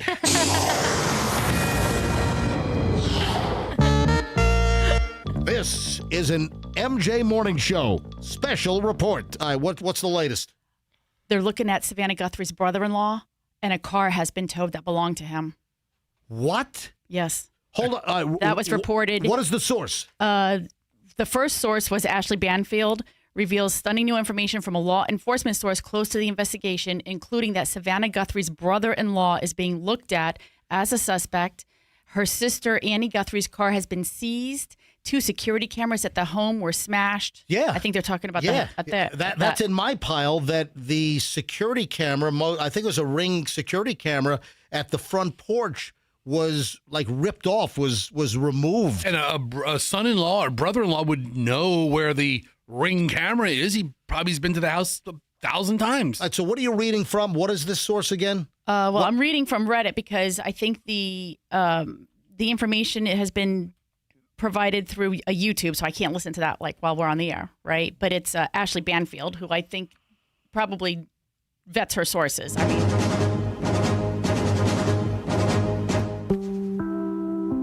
this is an NBC News special report. Now, here's Michelle in New York. Do we trust the Hindustan Times? Because it's also being reported on TMZ. Okay, so hold on. Bring up TMZ. Go to TMZ. And TMZ references Ashley Banfield's report, so I tried to go to Ashley Banfield's report, but it looks like hers, I think, is on a YouTube and not. Well, play the YouTube. Right up. Put the audio up. Well, I got to pull it up. Yeah, you have to pull it up, dude. What Michelle doesn't have a computer to bring up audio. Unfortunately. What's the matter with you? Hold on a minute. So this, folks, we have a little pivot here because I have my whole pile of Savannah Guthrie stuff, and this apparently is new and breaking. All right, TMZ. The Jeffrey Epstein pedophile stories first. Yeah, here we go. When was this posted? This was posted, oh, wow. Much earlier. No, this was posted by TMZ 5 minutes ago. Right. All right, so Savannah Guthrie, missing mom, brother-in-law could reportedly become suspect. All right, scroll up. So this is TMZ. I'm trying. The computer's frozen here. You see what's going on? It's not. Okay, then you do it. Don't you have a mouse over there? I do not have a mouse over here. Let's just click. There we go. All right, so let me. I gotta go back. I clicked to it the 100 story. times now. It went down too far. I scroll. There's a text right there. All right, a shocking, folks. Work with us here. This is just breaking. And we're amateurs. Well, welcome news to providing. Yeah, welcome to Amateur Hour. All right, a shocking new twist has unraveled in the disappearance of Today's Show host Savannah Guthrie's kidnapped mother, Nancy Guthrie. Nancy's son-in-law allegedly may become a suspect. Thomas, it's C-I-O-N. I've never seen that name. How do you pronounce that? It's like the opposite of coin. I don't know. It's Sion? Sion, the husband of Savannah's sister, Annie, may be a prime suspect in the shocking case, according to Ashley Banfield, who used to work for NBC. Right. Though we don't know why, Ashley reported the stunning possibility on Tuesday's episode of Drop Dead Serious and cited a source with impeccable credentials. The veteran journalist also reported Annie's car has been towed and is being used as evidence in the ongoing investigation, and that all the cameras at Nancy's Tucson, Arizona home were reportedly smashed in. All right, then we get to the other details. All right, so let's see if this developed. Hey, yesterday, Michelle, what was it? The sheriff of Pima County yesterday said that the next scheduled briefing would be Thursday. Right. So tomorrow, skipping today, unless there were dramatic developments. All right, if this report is accurate, that would be a freaking dramatic development. Would you agree? Oh, absolutely. My God. So, I hope Ashley Banfield's right and not sending us down a rabbit hole here. I mean, she's really stepping out there if she wasn't really, really sure. Well, she claims impeccable sources, apparently. I feel like Ashley Banfield, she's got to be very confident about this information. She's in the news world. I mean, she's not in the gossipy world. Right, exactly. Where she would just throw something against the wall and call somebody out. All right, so yesterday we had the reports of a ransom note. So this is also, this was actually the breaking news that I was going to lead with until, Michelle found the new Ashley Banfield breaking news. But yesterday, reports came out that originally a television station in was it Tucson? I think KOLD. Was it KOLD? Right. Well, TMZ reported it first. But because KOLD agreed not to divulge or reveal the information. So apparently the first alleged ransom, no, they got a ransom note, but we just don't know if it's... They got it Monday night. Yeah, so we don't know if it came from the kidnapper of Savannah Guthrie's mother, Nancy. So KOLD, a television station in, I guess, the Phoenix, Tucson area, they got a ransom note demanding some astronomical amount to be sent via Bitcoin, right? And then TMZ got their hands on the note. And then TMZ, they went with this yesterday, Michelle, about 1 p.m.? Or you were suddenly you saw the news. Hey, turn on TMZ Live on the computer, and they're talking about this ransom note that they got. So KOLD television gets it, then TMZ reports it, and the Pima County Sheriff's Department says that it was aware of this possible ransom note circulating. Well, of course they were aware, because the TV station, this KOLD, I'm sure they called the sheriff's office right away. Who called TMZ? So no, what happened is KOLD got the ransom note and obviously reached out to law enforcement, and the TV station agreed not to reveal the information or divulge it, because the sheriff was like, no, we want to investigate it first, and they're not giving out a lot of information. And then what happened is whoever sent that note sent a second note to TMZ. Yeah. Okay, all right. I suspect because they were like, they wanted the ransom information out there. It's like, well, wait a sec. We sent the ransom note to this TV station, KOLD, and they're not saying a word. Mm-hmm. And then they said, oh, well, who will talk about the ransom note? Oh, let's send it to TMZ. And then here's Harvey Levin. Yeah. Listen. So we got something in our email that looks like it's ransom. written like a ransom note for Savannah Guthrie's mother. Specific And they're request very for certain amounts of money, very specific. Bitcoin. And also, they say at the bottom there are certain things they're saying about what she was wearing and damage to the house. That they're clearly saying to verify that it's us. We know what we're talking about here. So we are. So apparently, the ransom note detailed like something inside the house and also what Savannah Guthrie's mother Nancy was wearing. So the family could say, or the police could say, wow, yeah, this is not some crackpot. So it's alleged that there were some details that would authenticate that the ransom note was real. Contacted the sheriff's department, and we want to get them this letter. We had a little trouble getting through to the right person, but the person we spoke with is now forwarding this to somebody in the detective bureau. So if my phone rings, I may have to stop and... What's interesting is, there was just a news conference that just ended with the sheriff, and he was asked about, and we're going to do this segment in a few minutes, but he was asked about a ransom note, and he just said, we're following all leads. All right, so obviously a reporter locally, maybe that was a reporter from that KOLD that asked about, hey, was there a ransom note? Also, that's like the most generic first day of being a reporter question to ask. Did they leave a ransom note? I can see it coming that way as well. A little more from Harvey Levin on TMZ. And this it's again, we don't know. We don't know if it's this is legit, right. if it's authentic or not. But they're when you read it, they're acting as if, yeah, only we would know these things, and we're serious. And there's a dollar demand and an or else in there. So we will let you know as this thing kind of develops. All right, that sounds a little cliche. Pay this X number dollar amount via Bitcoin or else, I mean, that sounds a little, but if this movie-like. If this goes back to the brother-in-law, yeah, it makes a lot more sense because he's not a kidnapper. Right. What else would you say? If you're not a kidnapper, how would you write your ransom note?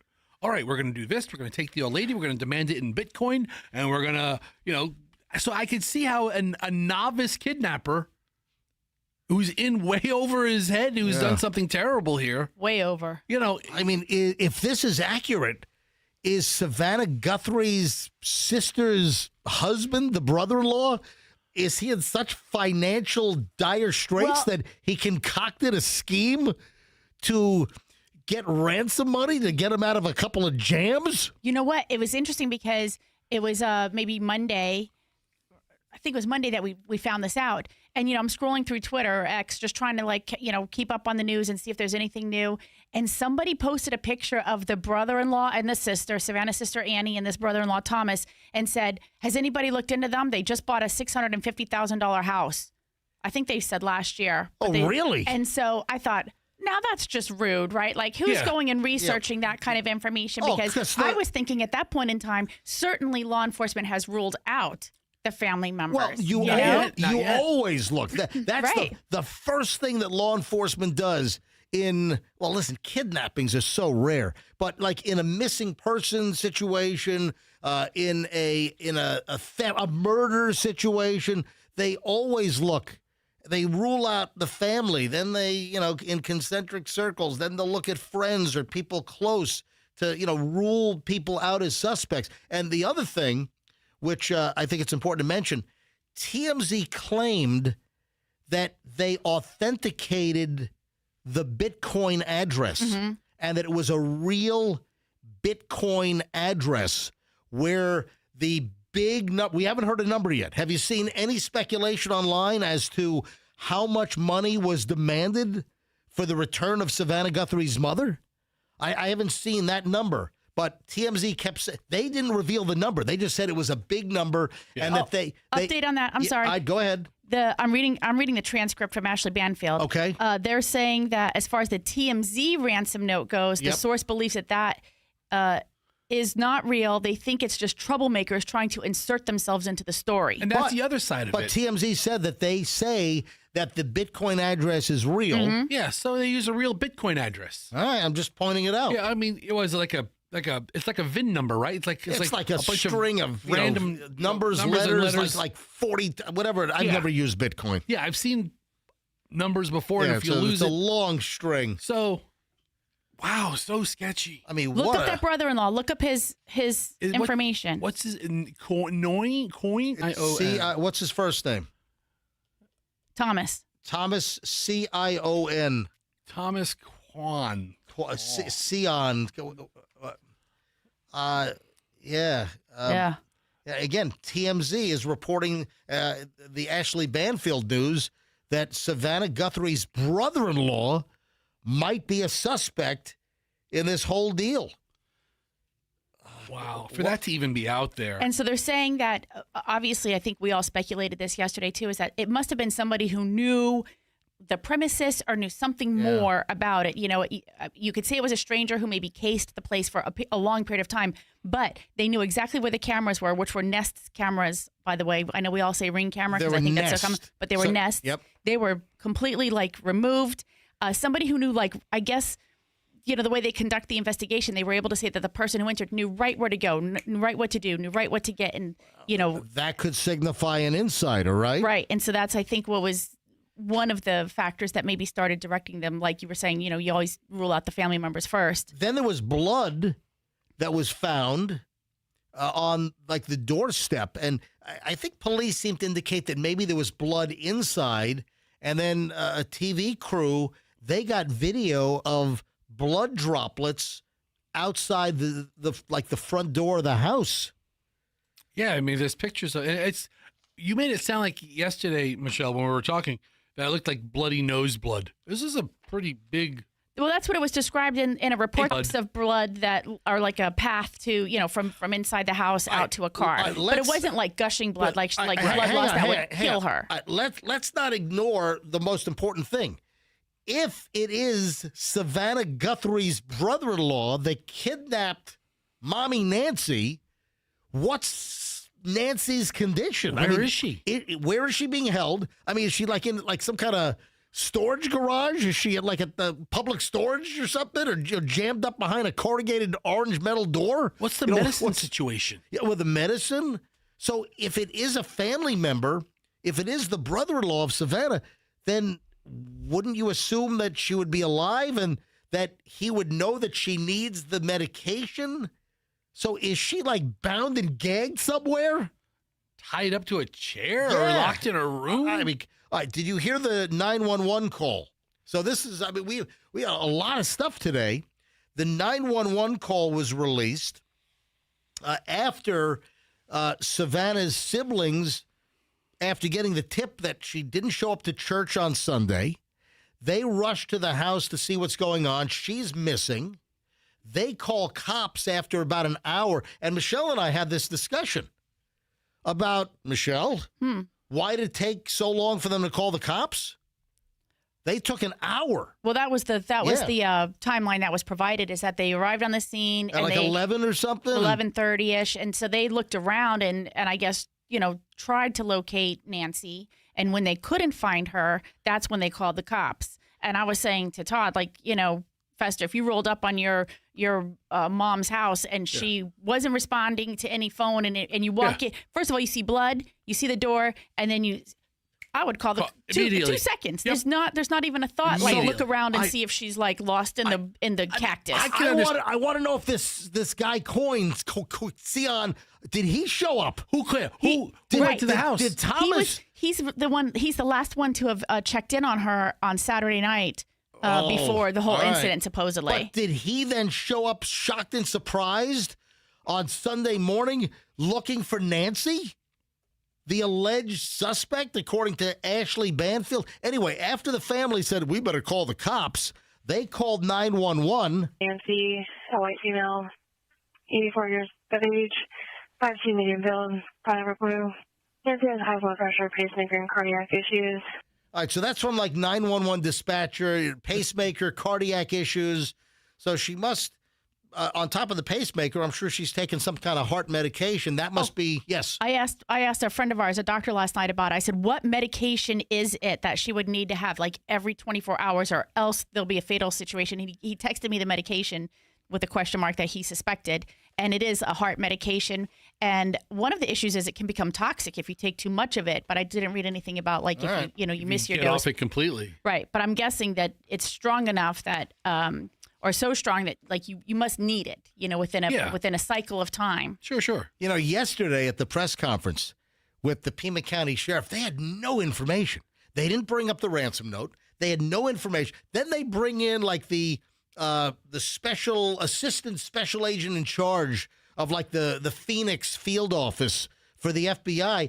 And he said nothing. But what's their obligation? It was like, call the tip line if you have any information. That was it. Okay, but what obligation do they really have to give us information on an ongoing investigation? No. They should walk out there and say, yep, we don't know anything, while they know everything in the background. And, hopefully they catch the creep in a mistake. You know what about that? I think that the one obligation they do have is to let the community know whether they're safe or not, whether there's an ongoing threat or not. And you know what? The sheriff was very honest about it. He goes, look, we have crime that occurs here all the time, but it isn't kidnapping old ladies out of their homes every night of the week. We're not worried about that. It's going to be as safe as it always has been.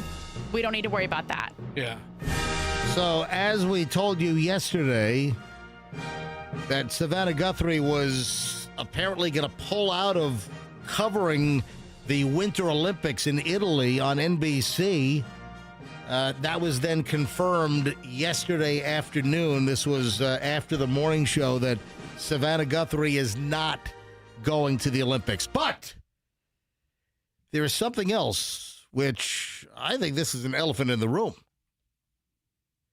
Why has Savannah Guthrie not made one appearance? All we're getting are little social media blurbs or written statements that NBC News is reporting, and there's Savannah Guthrie speaks out. Yeah, put her on camera.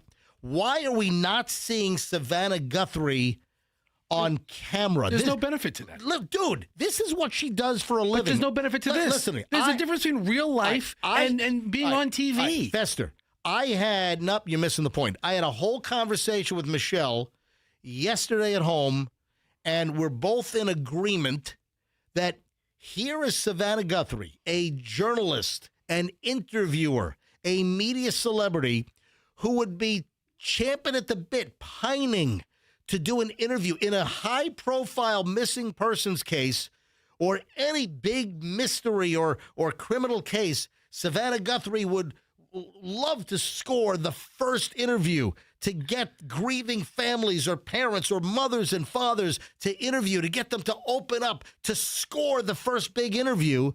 That's what she does for a living. And here she is conspicuously absent, completely nowhere to be found. This whole thing's been going on for 72 hours. It feels like we've been talking about this. Hold on. It feels like we've been talking about this for weeks. We've been talking about this since Monday. Yes. Okay, so it hasn't been a long time. She has no benefit of moving forward or putting herself out there now. There might be an interview after the fact. Once there's an arrest, the police are handling it. She can't do anything to help. Except satisfy your curiosity. I think in the normal course of a news cycle, when something like this does happen, when Susan Smith, her babies were missing or whatever, and anybody's she lied. Missing, right? She lied to the news reporters. I think it was NBC that had her on. That the law enforcement fed her the questions to ask Susan Smith to get her to catch her in the lie. But ordinarily, when someone is missing, the family is standing behind the law enforcement for the press conference. Makes a plea. They make a plea personally to come out. So yesterday we were both talking about it. Like, that's just kind of like, this is what she does for a living. She should be able to come out and say something. And now it kind of makes you think, second guess, like, you know what? Maybe she had an intuition. Maybe she kind of knew something and maybe she was working with the law enforcement behind the scenes. And that's why there was, she wouldn't come out and say anything. If there were genuinely no leads, she might come out. Right. And say, hey, we need help finding my mom. Right. This is what happened. This is all the information we know. Help everybody. But if Pima County Sheriff says, hey, we're eyeballing this guy, And then it doesn't say anything else. Or if the family had an inkling. Yeah. But I'm just saying, and folks, I don't think I'm wrong here, that here you got Savannah Guthrie in a line of work where she's always looking to get the exclusive score on a big story like this, and she's nowhere to be found. You know that the bosses at NBC are probably saying, Savannah, come on, come on TV, do a live network interview with Tom Yamas on NBC Nightly News. I don't know. I'm just telling you that it's ironic. I don't think nobody. This is her line of work where she's trying to, make nice with a family involved in some kind of a crazy story like this to get the first interview, to get the score exclusive on the Today Show. They always do. They always do tell. We've got the exclusive. We've got the first exclusive. Yes. But for people who want to talk, right. But the irony is what I'm pointing out here, Fester. What don't you get? I think everybody makes their own decision. And she's working with law. Duh. You think she's like, you make it sound like she's almost being flippant about it. She's deliberately not coming forward. And if it was any benefit to her actually talking, she would. Okay. Oh yeah, she does this for a living and she's not talking. Okay, fine, but I can get past that pretty quickly. I mean, I don't need to see her if she's not ready to talk. After the fact, I'm sure NBC will have the exclusive interview of the horrific days, assuming this ends happily. I wonder if we're going to have this case like bust wide open today. I mean, if Ashley Banfield is right and Savannah Guthrie's brother-in-law, Savannah Guthrie's sister's husband, is a suspect, dude, that's got to bust this thing wide open. Where is he? Do they have him in custody? Today could be a big day. Today could be a big turning point. And if it is the brother-in-law that snatched Granny out of bed in the middle of the night, does that increase the odds that she is alive? Do we know if it's her blood? Well, listen, they haven't revealed that yet. And I'm trying to read the transcript, and they're not. They don't have that information. Clearly, they've taken blood samples. Did he punch the old lady? And they're running DNA. Yeah. What a crazy story. All right, so it's 8:17. If anything develops during the morning show before 10 o'clock, we'll bring it to you. But I think today might be a big day in this crazy Savannah Guthrie family story. It's crazy. All right. So my teaser yesterday was about being a certain kind of liar. Yeah, so if you didn't hear my little teaser, let's hear it again. If you're going to lie, make sure you're this kind of liar. Tomorrow morning, 8. All right, so I'm running a few minutes late. Hold on. What? Many people are pointing out on the text line that Savannah Guthrie has limited speech because of her throat surgery. Oh, that's true. Oh, come on. I mean, I know she just talks. It was a 2-minute recorded thing or something. I understand what you're saying. No, but that is true. And I said that, the fact that she's there and she's probably having to talk to so many people while she's there. She can only talk 5 or 10 minutes an hour, you said. Stop. She was heading to Italy this week. Yeah, Friday. For the opening. She was heading to Italy on Monday. She was supposed to leave. Savannah Guthrie and the whole NBC broadcast team, they were scheduled to leave for Milan to go to Italy for the Winter Olympics, which NBC has. They were supposed to leave on Monday, so 2 days ago.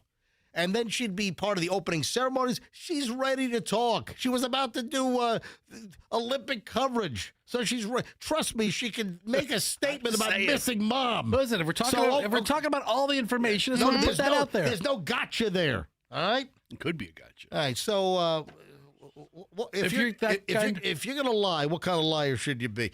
It's being suggested that it's better off that you are this is a new term.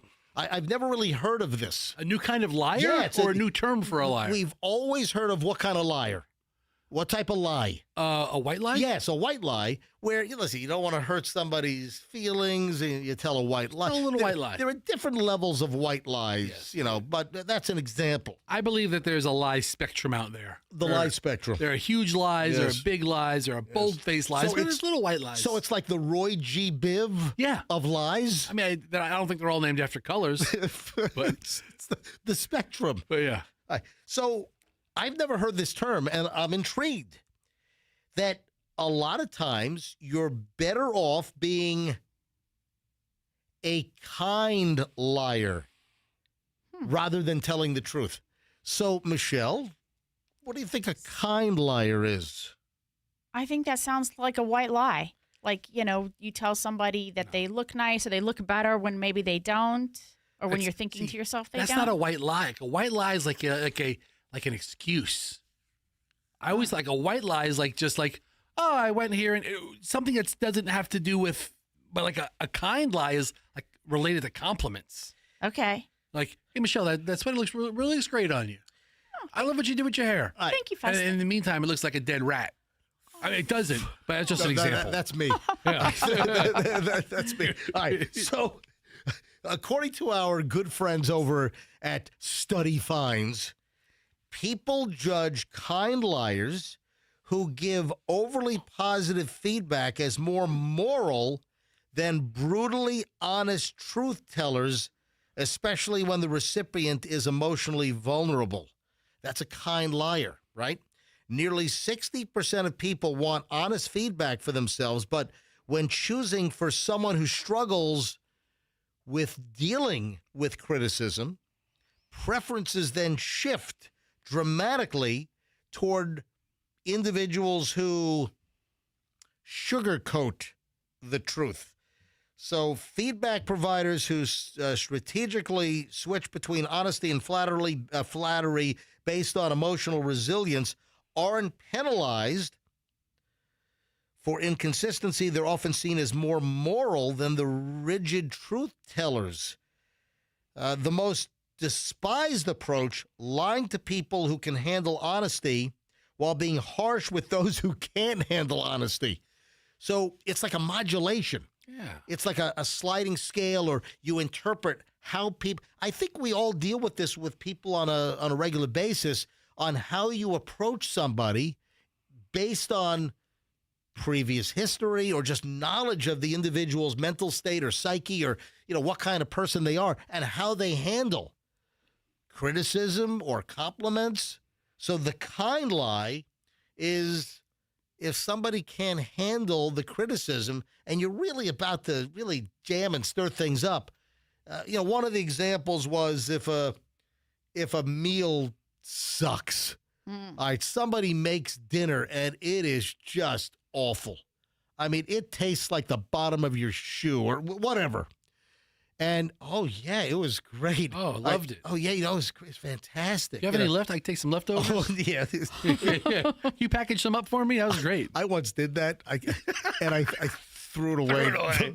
It was great. Would you like to take some home? Oh, yes. Yes. And I can't remember where I did, but I totally did that. Yeah. That's a kind lie. Throw it away. There's no benefit of hurting their feelings by saying, wow, that's some real dog food you served us today. I remember I was a scheming little kid at probably 9 years old, 8 or 9 years old. I was the story of Jimmy Weinheimer. I wonder whatever. So I was at Jimmy Weinheimer's birthday party. This was a kid that had. Why you give me a look? I'm not. You don't want to hear about Jimmy Weinheimer? Not especially. Well, anyway. What did you do to Jimmy Weinheimer? Jimmy Weinheimer was picked on at school. I was kind to Jimmy Weinheimer. I was invited to listen. He would come to school dirty, and like his clothes were torn, and some of the kids brought soap for him to, bring home to the family. And I think some kids brought some bags of clothes, and I was one of the kind kids to Jimmy. And you know what? Jimmy looked like. Pigpen from No, he looked like Charlie. From the chocolate factory? Yeah, from the original Willy Wonka. Yes, he looked like the original Charlie from the 1970s version with the little blonde kid and Gene Wilder as Willy Wonka. He kind of looked like him. So I was invited with another one or two classmates that he liked. This is third grade. And I was invited to Jimmy Weinheimer's house for his birthday party. And the house was like some kind of spooky, dilapidated, broken down, worn out house. The shutters were hanging. It looked like a haunted house. Okay. And then you get inside, the place was filthy. There were roaches and the place. And, we're invited for the birthday party, and they bring the cake out, and already at 8 or 9 years old, however old I was in third grade. And I just knew at that point that I didn't want to eat anything that was inside this house at that age. Yeah. Do you think the mom made the cake, or did she order the cake? I don't know, but I just remember the cake coming out, the candles. I remember sitting in this dining room that looked like it was out of a horror movie, right? And they bring the cake out, they're cutting the cake, and I'm like, at that young age, I'm like, I'm not eating this thing. I don't know. This house is filthy. So I said, oh, yeah, I've got to. I pretended to have a stomach ache, and I asked to bring the cake home. So they wrapped the cake up on a paper plate with like some saran wrap. Yeah. And I brought it home. That's you being a kind liar. Yeah. Oh. So it's full circle. That's an example. I was a kind liar. How old is a kid in third grade? 8, 9? Yeah, I thought I was like 8 or 9 or something. So that's me being a kind liar at a very young age. Bailey, are you entertained by this story? I am. So the Jimmy Weinheimer cake story, and I would love to know whatever happened to Jimmy Weinheimer. Looks like he died. You know, Comfort Funeral Home. Are you serious? Has a James Weinheimer up in New York. Well, New York's a big place. Yeah, I think it's a little bit more toward Western New York, but I'm going to go with this being him. Does the age match up with me? It doesn't give a birthday. Why not? It just says what day he died. And I mean, funeral homes don't say what day somebody was born, do they? I don't know. Anyway, so kind lying, folks.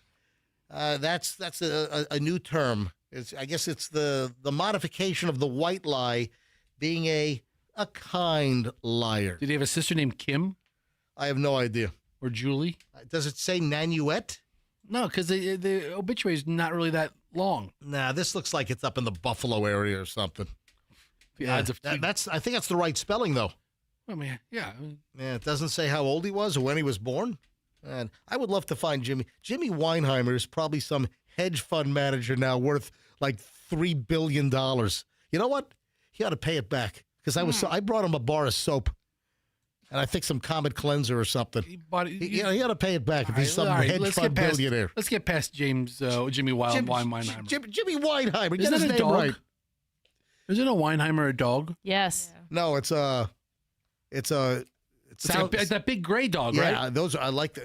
What's the name of the dog? What's the name of the dog? I don't know. Hey, listen, Mr. Weinheimer. Hey, the big dog show just happened, and the Doberman is best in show. Can you bring that up quickly? Yeah, was it the Westminster Dog Show? Westminster? I don't know. No, last night I guess the Doberman was named best in show. Westminster Dog Show 2026. Is that it? Yeah, Penny the Doberman. Outshines the big Best in Show winner for the 150th Westminster Kennel Club Dog Show was a Doberman Pinscher.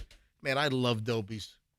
I grew up with around the time that I was not eating cake at Jimmy Weinheimer's house. My parents had Dobermans. I will say it's a good-looking dog, Penny. Yeah, I love Doberman Pinscher. Michelle, would you ever consider a Doberman? No.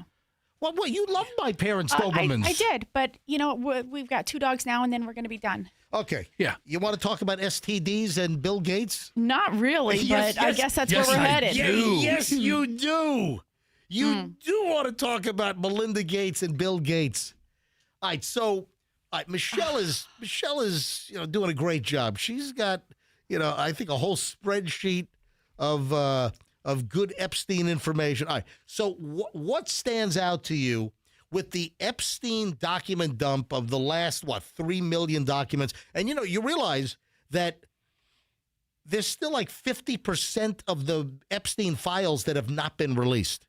And I'm still very skeptical about items that have been disappeared or items that will never see the light of day from the Epstein files.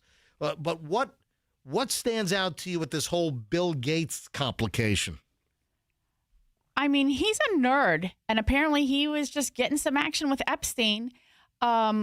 It's just unbelievable that he... Can you make a hard drive joke? He's a computer guy. Can you make a...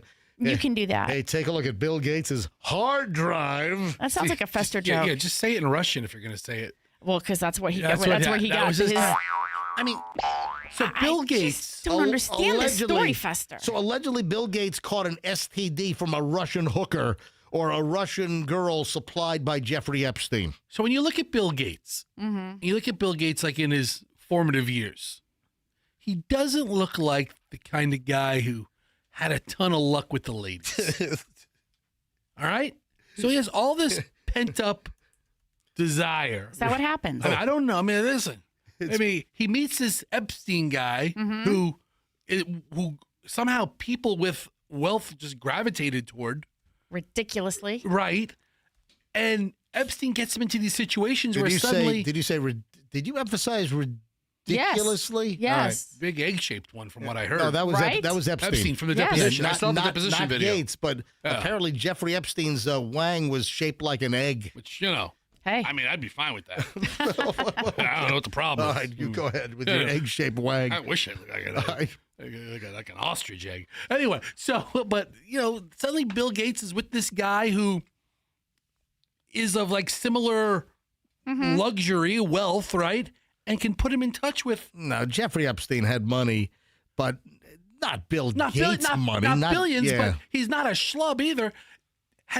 Is Epstein like the best collector of every written document ever? I mean, he has all these millions. And how do you have millions of in a lifetime? How do you generate millions and millions of pieces of correspondence? Right. Text, in emails, in 10 lifetimes. pictures. And he took pictures of people like most bizarrely. They're sleeping on his airplane.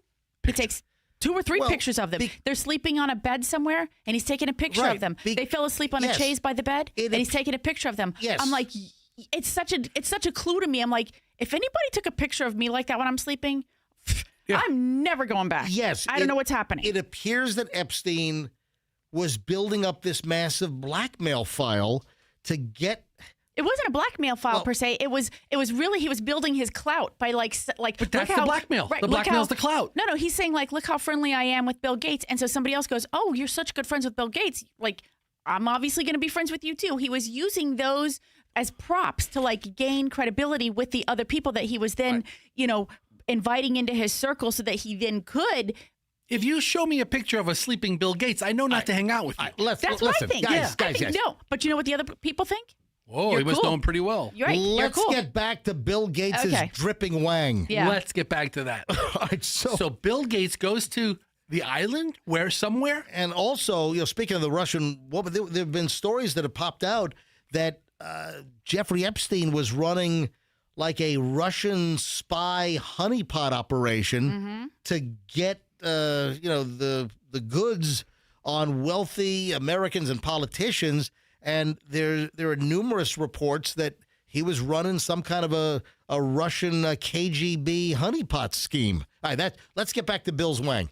Okay. All right, so apparently the story is that with Epstein's friendship with Bill Gates, that Bill Gates was provided some Russian girl to, I guess, release his, what do you call it, his pent-up desire. I mean, think about it. I mean, Bill Gates, he's never had, you'd think he met his wife at the office. Yeah, listen, bottom line, he was already the boss. Fester. She was his secretary or assistant, remember? Listen. He clearly had a sexual 404 error for the bulk of his life. Yeah. All right? You get it? He named everything after sex. Right. Hard drives, RAMs. Yeah, RAM. Yeah. RAM and hard. How many of those jokes you think were floating around the Microsoft garage? I don't think Bill Gates came up with those terms. Anyway, I bet he did. Allegedly, Michelle, Bill Gates caught an STD from one of the Russian girls. Correct. But then he brings it home. He brought it home. And he knows he brought it home. Allegedly gave it to Melinda, and then he sought out drugs to treat his STD. And then the allegation is that he secretly tried to slip Melinda Gates the drug to take care of her STD that he allegedly gave her. So he knew he had. Yes. Whatever. Let's call it, just for working purposes. They haven't delineated which STD it is. But if you're taking medication, one would think that it would be bacterial and not viral. Because if you were taking medication to knock, you think of the clap. What's herpes? You think of that's viral. Okay. So like AIDS, HIV, AIDS, that's viral, whereas gonorrhea, syphilis. Bailey looked it up for us to make sure that we knew. All right, Bailey, let's go to our UT student, our intern. Yes, Bailey, give us the lowdown on the STDs. Chlamydia, gonorrhea, syphilis, and trish are STIs that can be treated by antibiotics. Right. And then HIV, herpes, HPV, and HBV cannot be, and they're viral. Because they're viral. And we know that bacterial infections are knocked out by antibiotics. Viral infections are not. Okay, so for purposes of us explaining the situation, I don't want to guess what he might have contracted. You don't want to guess? I'm guessing he had the RIA. Okay, so let's... Wheel of STD. You don't want to play that game? Wheel of STD! And then like, Vanna walks out and starts spinning letters. Do we have don't you have the Wheel of Fortune theme music over there? Yeah, Andrew's taking it up right now. Oh, man. Yeah, I'll have it momentarily. We should have produced this piece a little better. Yeah. Well, listen, hey, we're on the fly here. It's a live show. Hey, we're a live show, and we're jamming here. So let's say we're just what's the term I'm looking for? We're no, there's a term. The term which we can't think of right now. I can't even think of the term. Anyway, he comes freewheeling. We're what is it? His Russian excursion. Mm-hmm. I don't think he went to Russia, but he has these Russian girls. He gets the heebie-jeebies. Gives it to Melinda. Mm-hmm. Did he know he had it at the time? Yes. If he knew he had it. He knew he had it. He tried to surreptitiously. No. What? We don't know that he knew he had it when he then gave it to Melinda, but he at some point found out that he had it, and he must have assumed, or maybe she mentioned something like, hey, something's a little funky. I don't know. He gets back from this, 5-day business trip when it was just, and you're married. all hookers. What's the first thing you do? And they, Melinda sleep with your wife? Welcomes him home, and he transmits it to her. Yes. And then my God. after he knew that he had it and then gave it to her, then he allegedly tries to secretly slip her the antibiotics to knock out her stuff. But here's why I think she never knew she had it, because he was trying to he was trying to lace her food with the medicine. He was trying to get her to eat like, the applesauce with the crushed up pill. Fester, What's up? You know what time it is? What? It's time for Wheel of STD! Here we go. There we go.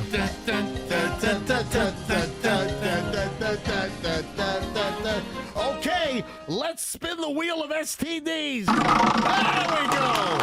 All right, come on.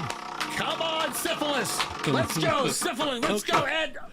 Oh, gonorrhea. Okay. It's the wheel of STDs. Don't you know how this? You have to buy letters. Oh, or guess letters. Oh, what are you guessing? I'd like to buy an S, please.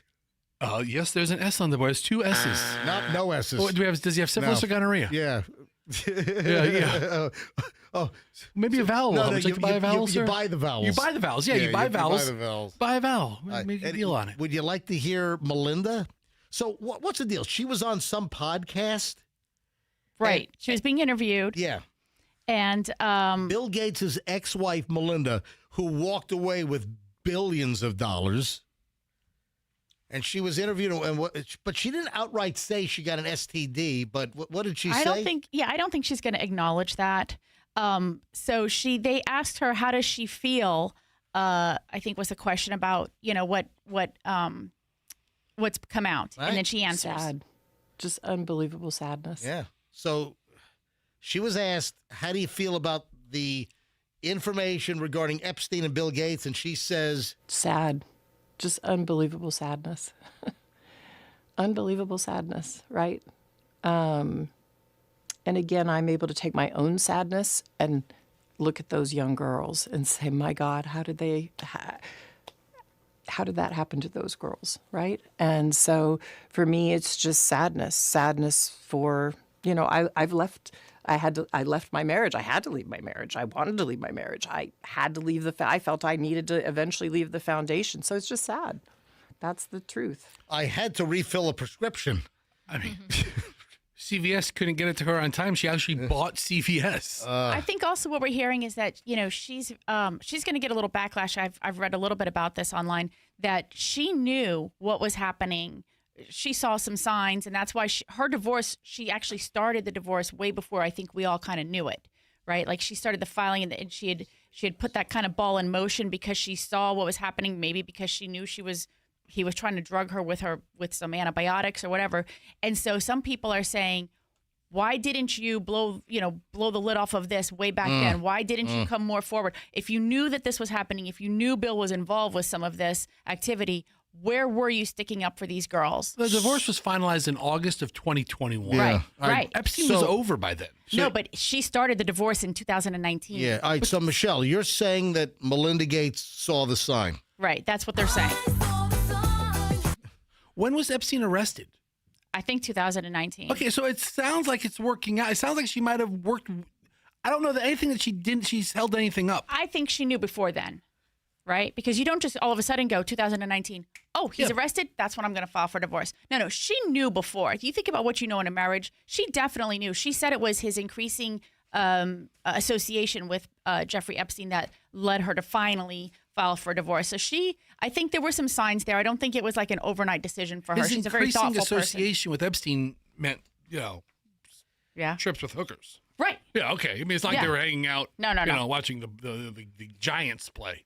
Speaking of the Giants, the Giants owner, he's in the Epstein papers. Yeah. What's his face? What's his name? Tish. Yeah, Tish. Something Tish. Yeah, so Stephen Tish or something? So, he's mentioned in the Epstein files.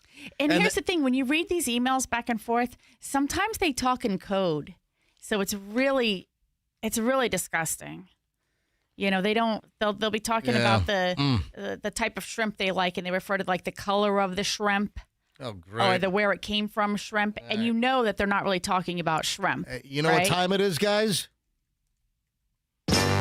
It's time to play Name That Drunk NFL Dad. Oh, no. Oh, yeah. Yep. Yeah, America's favorite game show is not Wheel of STDs. Not anymore. No, now it's Name That Drunk NFL Dad. We have a very famous NFL player. Maybe not the most stellar season. Is this player going to be in the Super Bowl this year? This player will not be in the Super Bowl this year because the team did not make it to the Super Bowl. This team was on a roll for many, many years. This particular player was also injured and sidelined with a pretty hefty injury. Oh. This player's father has been arrested again on alcohol violations. Can you name this celebrity? NFL player has been to the Super Bowl once before. Oh, maybe more than once before. Okay, a couple times? Yeah. He was injured. Might hang out with Jake from State Farm. Oh, okay. All right. Patrick Mahomes? Duh. Okay. Don't duh me. Duh. I just guessed it. Oh, when I mentioned Jake from State Farm. Yeah. Yeah, Patrick Mahomes. I know him more. more. In the State Farm commercials. I know him more from those terrible State Farm commercials than I do from his football play. All right. So Patrick Mahomes Sr.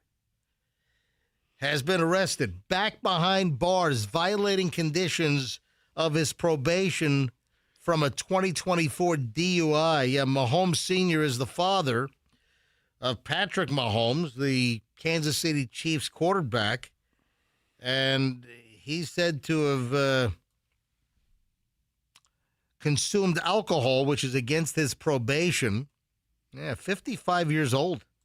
Michelle, Patrick Mahomes' dad is like your age and Fester's age. Wow. I mean, Patrick Mahomes is 30. So you have kids at 25. You're 55 when your kid's 30. I know. It just seems weird. I don't know. Wow. Yeah, he was booked into jail in Texas. I guess, what if he's going to make the Super Bowl with his son? Mahomes Sr. has been under a 5-year probation after he pleaded guilty to a DUI back in 2024. So I'm looking at his mugshot right now. I'm sure it's not the most proud moment for Mahomes Sr. Yeah, for Mahomes Jr. is what I'm saying. Well, listen, you know who he's really not proud for? Who dat? Jake. Oh, Jake. Jake's his agent. If he wrecked his car while drinking alcohol, I mean, he already had a DUI. How is? I wonder if State Farm insures Patrick Mahomes' father with his DUI history. Here's a Super Bowl commercial. Oh, Jake telling Mahomes' dad that they're dropping his policy because he's too much of a liability. Oh, and then the next commercial is the Mayhem Allstate guy. Yes. If you're involved with mayhem like Patrick Mahomes' father driving drunk, mayhem like me. What if and Patrick Mahomes Sr. What if Allstate did a spoof commercial and like, if you're a star NFL quarterback and I'm his drunk dad, and if I hit you and you don't have the right insurance, and then Shaq comes out and he's like, "Hey, for a great low rate, you can get online. Go to the General and save some time." And then the General insures Pat Mahomes Sr. And what if Patrick Mahomes' father in the car wreck while drunk hurt his back? I'm going to drop off some icy hot. Some icy hot, Patrick. And then we're going to swing by Papa John's and get a Shaq-a-roni. You know what? Let's sop up some of that blood alcohol content in your stomach with a Shaq-a-roni from Papa John's. If you would have just eaten a Shaq-a-roni, you would have felt a lot better. Just sucked it right up. Oh, my God. Hey, speaking of the Super Bowl, so John Bon Jovi and Chris Pratt are going to introduce the teams? Oh. So John Bon Jovi is going to introduce the New England Patriots? Why? I mean, John Bon Jovi's from New Jersey. Does everything need to be a show with this? What? Just announce the teams. And then Chris Pratt, I'm imagining he's from what, Seattle? I have no idea. John Bon Jovi's not from New England. Yeah, maybe Chris Pratt is from Arkansas. Yeah, right. I don't know. It makes as much sense. But so John Bon Jovi's going to introduce the Patriots, and Chris Pratt will introduce the Seahawks at the Super Bowl. What, they just be standing on the field? Hi, this is John Bon Jovi. Now the New England Patriots. What? Okay. I don't understand what. So Chris Pratt did grow up in Lake Stevens, Washington. Well, there you go. So he's yes, Washington State. Okay. But John Bon Jovi is from New Jersey. Where was John Bon Jovi born? Was he? Look that up. Where's John Bon Jovi's birthplace? Born. So I don't even remember this, but last year, Perth Amboy, New Jersey. Yeah, he's from Jersey. So why the hell is he? I mean, you couldn't find somebody from Massachusetts? Nope, nobody. To introduce? Isn't? Oh, is that right? Oh, Andrew's saying that John Bon Jovi is close friends with Robert Kraft. Oh, how close? The owner of. I think they get massages together on Jupiter Island. That's the barometer. For you want to talk about somebody who's glad he's not in the Epstein papers just yet? I had no idea. Yes, they have a long-standing close friendship dating back to 1997. Well, there you have it. There you go. I had no idea. Last year, the Super Bowl teams were introduced by John Hamm and Bradley Cooper. I must have missed it. Was it a recorded piece, or were they on the field with a microphone? I missed it. I don't know. Maybe I recorded. This team fought adversity. Yeah. They were living on a prayer all season long. Yeah. Oh. Yeah. Are you going to have a Super Bowl party, Fester? No. Are we coming over? Yeah, you're welcome to. Okay. And they almost didn't make it because they had some bad medicine. Yes, that's right. Yeah. And then, some of the players are a little lovesick right now because they were shot through the heart, and you're to blame, darling. You give love a bad name. Oh man. Yeah. We need to go to karaoke. We need to go to karaoke night. All right. So wait, Bailey, do you know who Bon Jovi is? Yes. I mean, you're from New Jersey. You're a Jersey girl, so okay. All right. I know Living on the Prayer. Okay. Is that the only one you know? You know, Yeah. shot through the heart, Yeah. you're to blame, and bad medicine. Yeah, lot of good. She's thinking. She's I know a thinking. couple of Bon Jovi She probably songs. knows like the top 3 songs. Wanted, Which are those? dead or alive. All right. So, okay, great. Bon Jovi and who's the other guy? Chris Pratt? Yeah, Chris Pratt. Hey, do you remember a couple of years back, there was something that was called the South Tampa hum? Yeah. There was like a sound. a low frequency. There was some kind of a hum. Bring the story up. I'm sure it'll pop up in, I don't know, the Channel 8, Channel 13 archives, the Channel 28 archives. Almost 2 years ago, a little over 2 years ago, January 17th of 2024. Yeah. The mysterious bass sound in South Tampa resurfaces. Residents raised money to investigate the noise. Did they ever figure out what it was? And I never. Where's this coming from? You know, I never heard of a resolution, but I did hear it. Michelle, do you remember? You remember we'd be up in our bedroom and I'd say, "What's that noise?" It might have been the neighbor's air conditioner unit next door, but you know, a very loud air handler they had. No, but seriously, there was a hum in South Tampa that was driving people crazy, and my memory of this, resurfaced because I was reading something last night that up in Connecticut, they're at their wits' end. There's a hum. And it's in West Haven, Connecticut, which, by the way, if you're ever in West Haven, everyone thinks of New Haven pizza. And New Haven pizza is fantastic. Salia Beats and, Frank Pepe, great places. I'm not as much a modern guy. But there's a place in West Haven called Zupardi's. And Zupardi's is phenomenal. Phenomenal pizza. But in that town, so we've been, Michelle, we've eaten there. We've eaten at Zupardi's Pizza, and that's in West Haven. I don't recall hearing a hum, but apparently it's driving the residents nuts. And now they're bringing in an acoustics expert to try to pinpoint this low-frequency hum, which is disturbing residents. The low-frequency noise, which people are comparing to a shop vac noise or, just tons of complaints. And I mean, these stories fascinate me. And do you ever remember the Kokomo hum? Mm-hmm. All right, are you just humming now? Mm-hmm. It would be more like,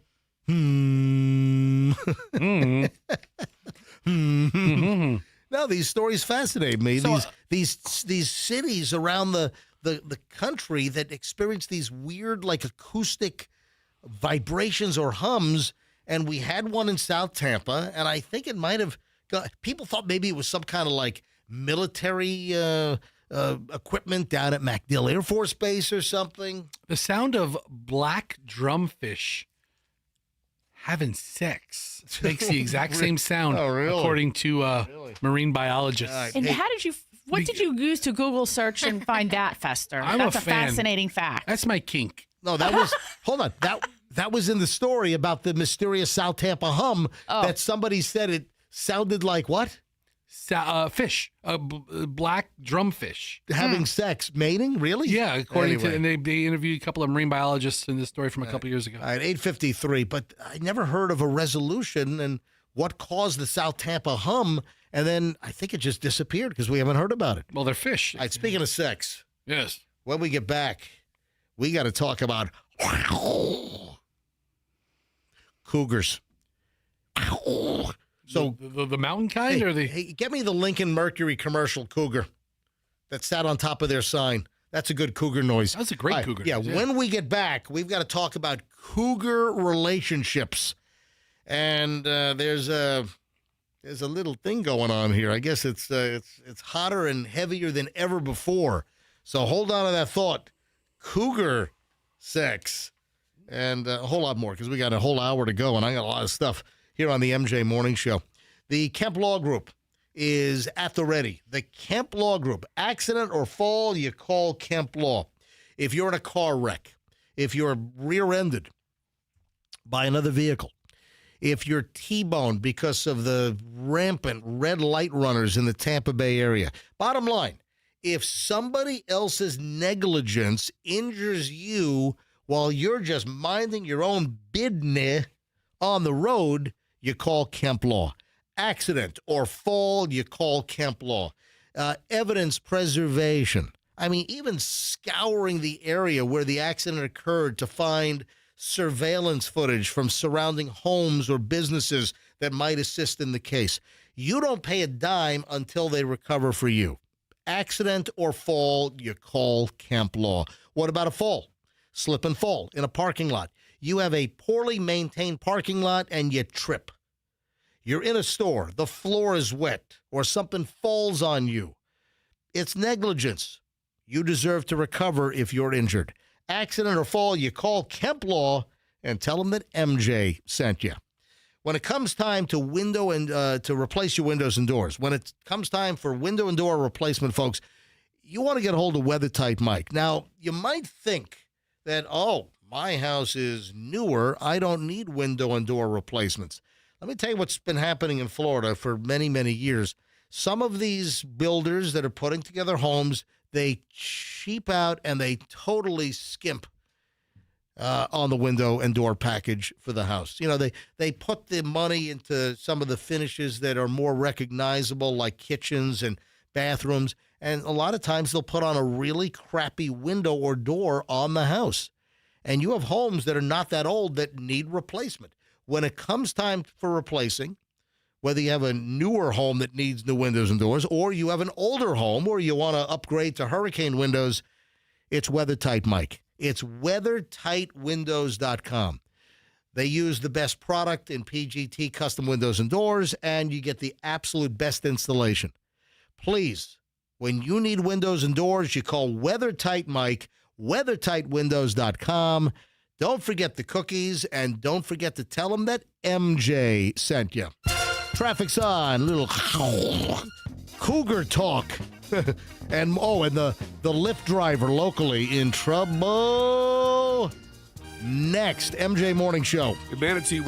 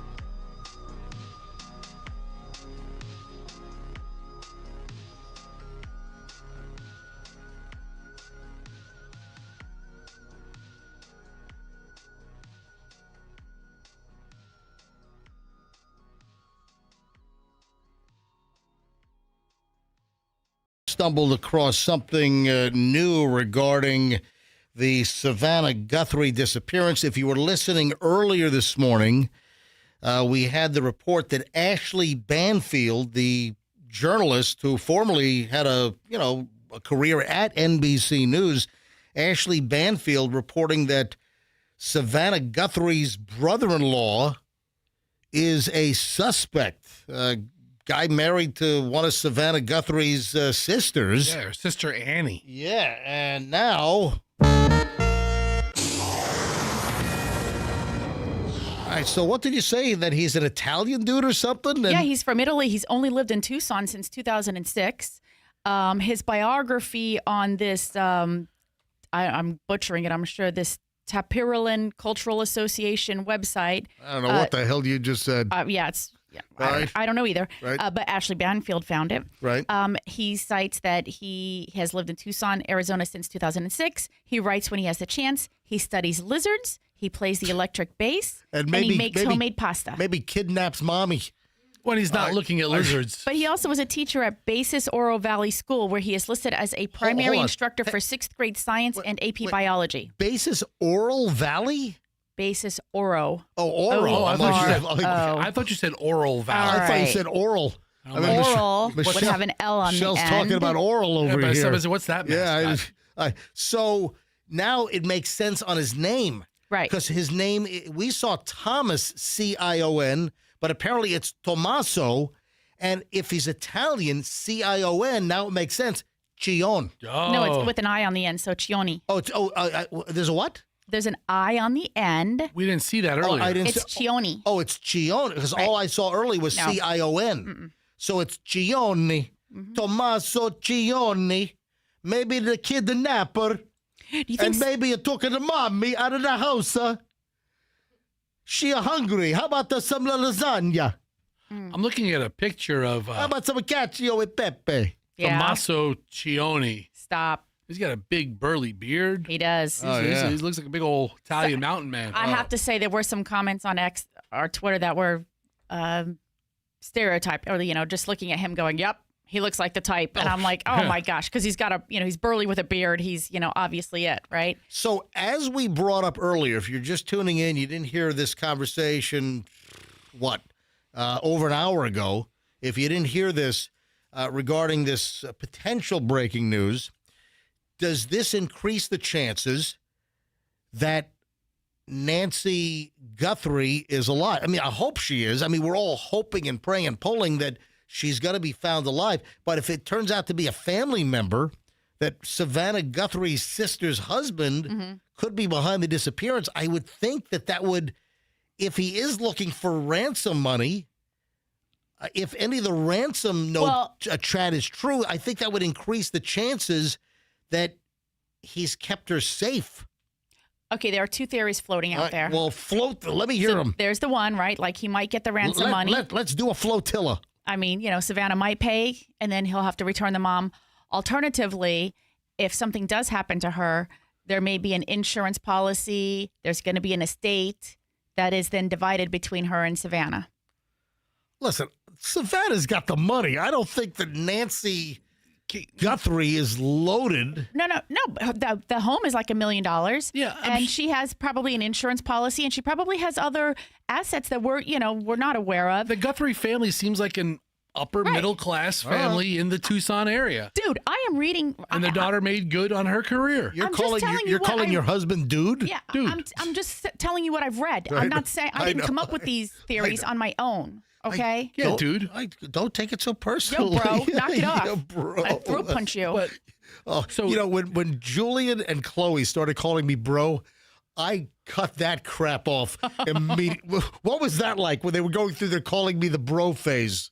Because you're so easy. Again, you get so puffed up and angry about it, and so then they would just do it again on the way out. I would tell Julian and Chloe, you don't call me bro.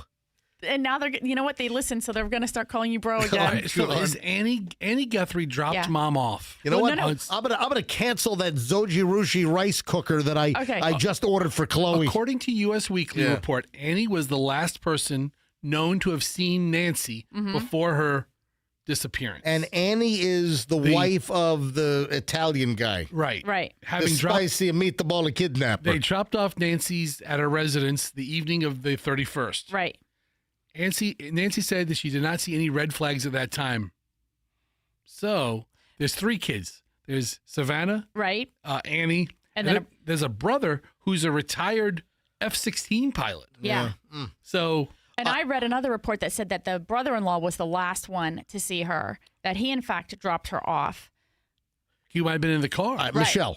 Yes. The sheriff has to address this like first thing this morning. He doesn't have What do to. you mean he doesn't? This is all over the place now. The sheriff of Pima County has got to address this. So here's the thing. After there's an arrest, he can address it. Right now, Right. all I need him to say is, we're working all leads. Right. They impounded the car. What do you think they're going to inspect the car for? Has anyone... What do you think they're going to inspect the car for? For DNA, blood? They're going to be looking for the droplets of blood to see if they're...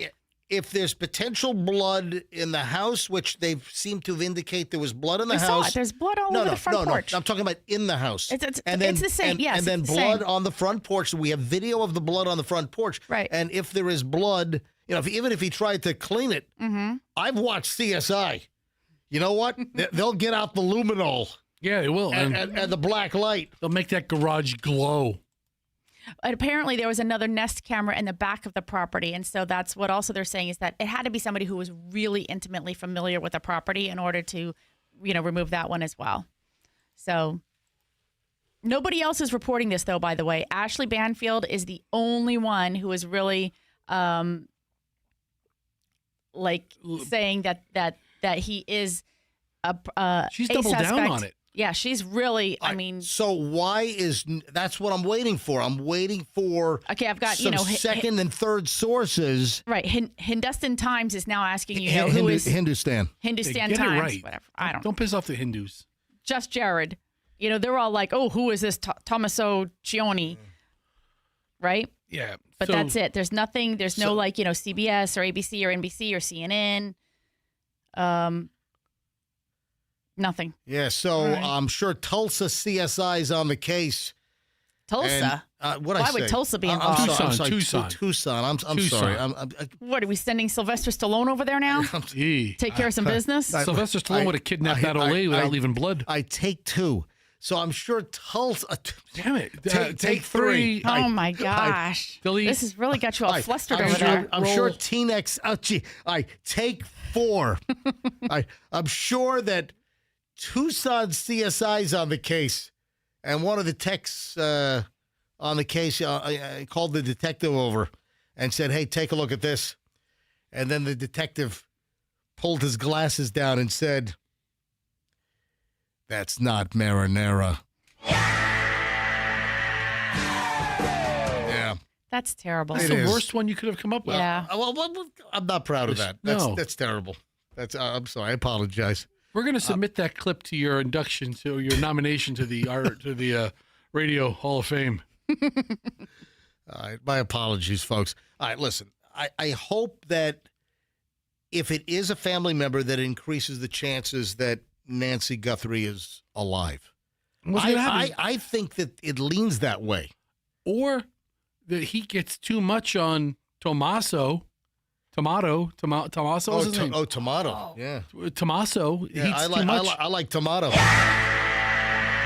And then he's 50 years old, even against his wife's Annie's will. What if he does something to the old lady? Right. We got to find her. I know. Listen, I can't imagine what Savannah Guthrie and what the family's going through. I mean, I can't. I mean, this is a horror show. This is a horror story. And Savannah having to cancel her trip to the Olympics now. That's a small potato. I know. Just like a whole... But it is something I read about this too, that she does prepare for this. She's a very diligent preparer, and that it's like 4 years in the process. She doesn't just leave it and, not think about it until 2 weeks before the Olympics. She's actually, from this Olympics until the next one, she would be, accumulating a file of information and studying up. Yeah. Right. And so she's been preparing for this for 4 years now. And like you said, was ready to, go there on a Sunday or Monday. I think Monday. I think they were all, the NBC team was flying to Italy on on Monday. All right, they've got to have this guy in custody, right? They know about him. They know. Well, the car's been impounded and they're inspecting the house, is what the reports are saying. if the car's been impounded, then I'm sure they questioned him. It seems there's probably a lot more that can possibly come out today. So the question is, will there be big breaking news in the Savannah Guthrie thing? I'm just hoping that they find her safe. We got a shift. Oh, yeah. You know what that is? That's the cougar on top of the old Lincoln Mercury sign in the old commercials. It doesn't sound as cool as I thought it would. Yeah. And what about this one? I like that one much more. You like it? Yeah. That one sounds excited. Yeah, but that's not from the commercial. Yeah. Okay, I So get it. This is the one from the Lincoln Mercury commercial where the cougar sat on top of the car dealer sign. That was pretty good. Yeah, but I thought the cougar commercial sounded more like the second cougar. Yeah. That cougar sounds like it'll maul customers. You know, you go in for a test drive and you get mauled by the cougar at the Lincoln dealer. Mercury's gone, right? Mercury they phased out, but it's Lincoln's still around. All right, so clearly we've got some cougar talk coming up here on the MJ Morning Show. You know, this might be a good segment to grab some calls on. Maybe we take a couple of calls here, and if it's like successful, maybe we carry this over to tomorrow and do it even earlier. All right. Yeah, so apparently cougar relationships are hotter than ever. Now, Festa, do me a favor. Can you bring up the women animal chart, please? Okay. You know, the Bailey, you know what I'm talking about? No. Hold on. Bailey just gave me a look. Bailey, hold on.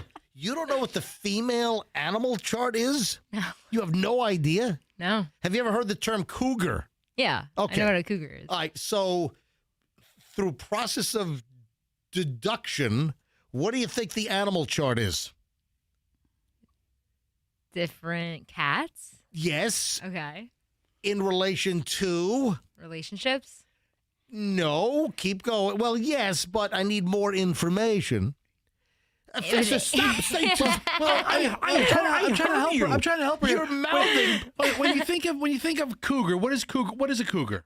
A woman that goes for a younger guy. But because she is of a certain age. Right. Okay. So different age groups have different cat animals. Okay. Got it. So when you hear the term cougar, what age do you associate with that term? What's a cougar? What age? I honestly thought it was just anyone that was the woman was older than the guy in a relationship. But about how old? I mean, like if she's 90 and he's no, the animals are specific to like an age range. Oh, yeah. See, I thought it was just cougar. Well, okay. All right, I understand. All right, let me give you the animal chart. So let me.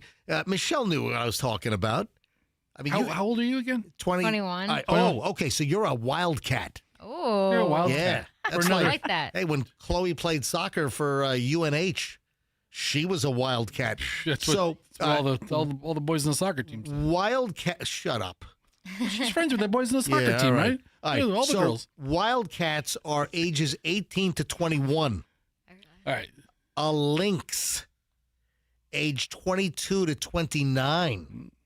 A puma, take it, is aged 30 to 39. A cougar is 40 to 49. A jaguar is 50 to 59. A panther, a lot of Florida Panthers out there, they even have a license plate.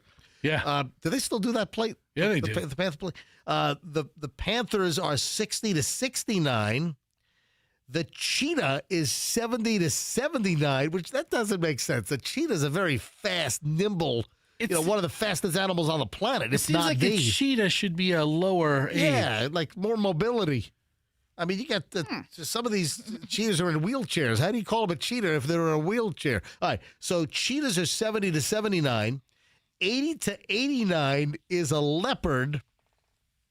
90 to 99 is saber-toothed tiger. And that's when they're most likely to have no teeth at all. And 100 plus is a lion? I guess, the old stately lion. What the hell? All right, so the story is that cougars and their relationships with younger men are hotter than ever.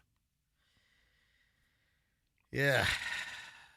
I'm just looking at a whole story here about, all these different women that are going for, guys that are, 20 years younger.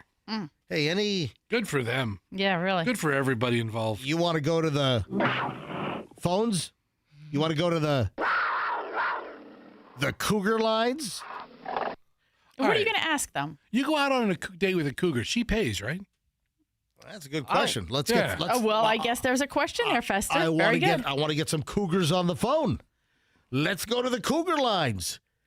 800-990-1047. 800-990-1047. So, are you a cougar, a female aged 40 to 49, and are you dating a much younger man? I don't know. Listen, it's kind of later in the show. We'll see what kind of phone action we get here. If we don't, we'll maybe drag this thing back up tomorrow. But let's see what happens. 800-990-1047. Are you a female? Are you a cougar, age 40 to 49? And are you involved with a much younger guy? Because the stories that I'm reading are that the cougar relationships are happening more than ever. And that these, I don't consider 40 to 49 old at all, but that the cougars are really on the prowl. You don't consider it old until she starts hitting up Julian. You're like, Julian, she's 48. Let's hit the phones here. 800-990-1047. Are you a cougar? If you want to remain anonymous, you don't have to use your name. You can just call in and just remain anonymous if you choose. Or you can just use a first name, or I don't make up a freaking name. I don't care. But are you a cougar, and are you dating a much younger guy? Because I'm reading that the whole cougar situation is more rampant than ever.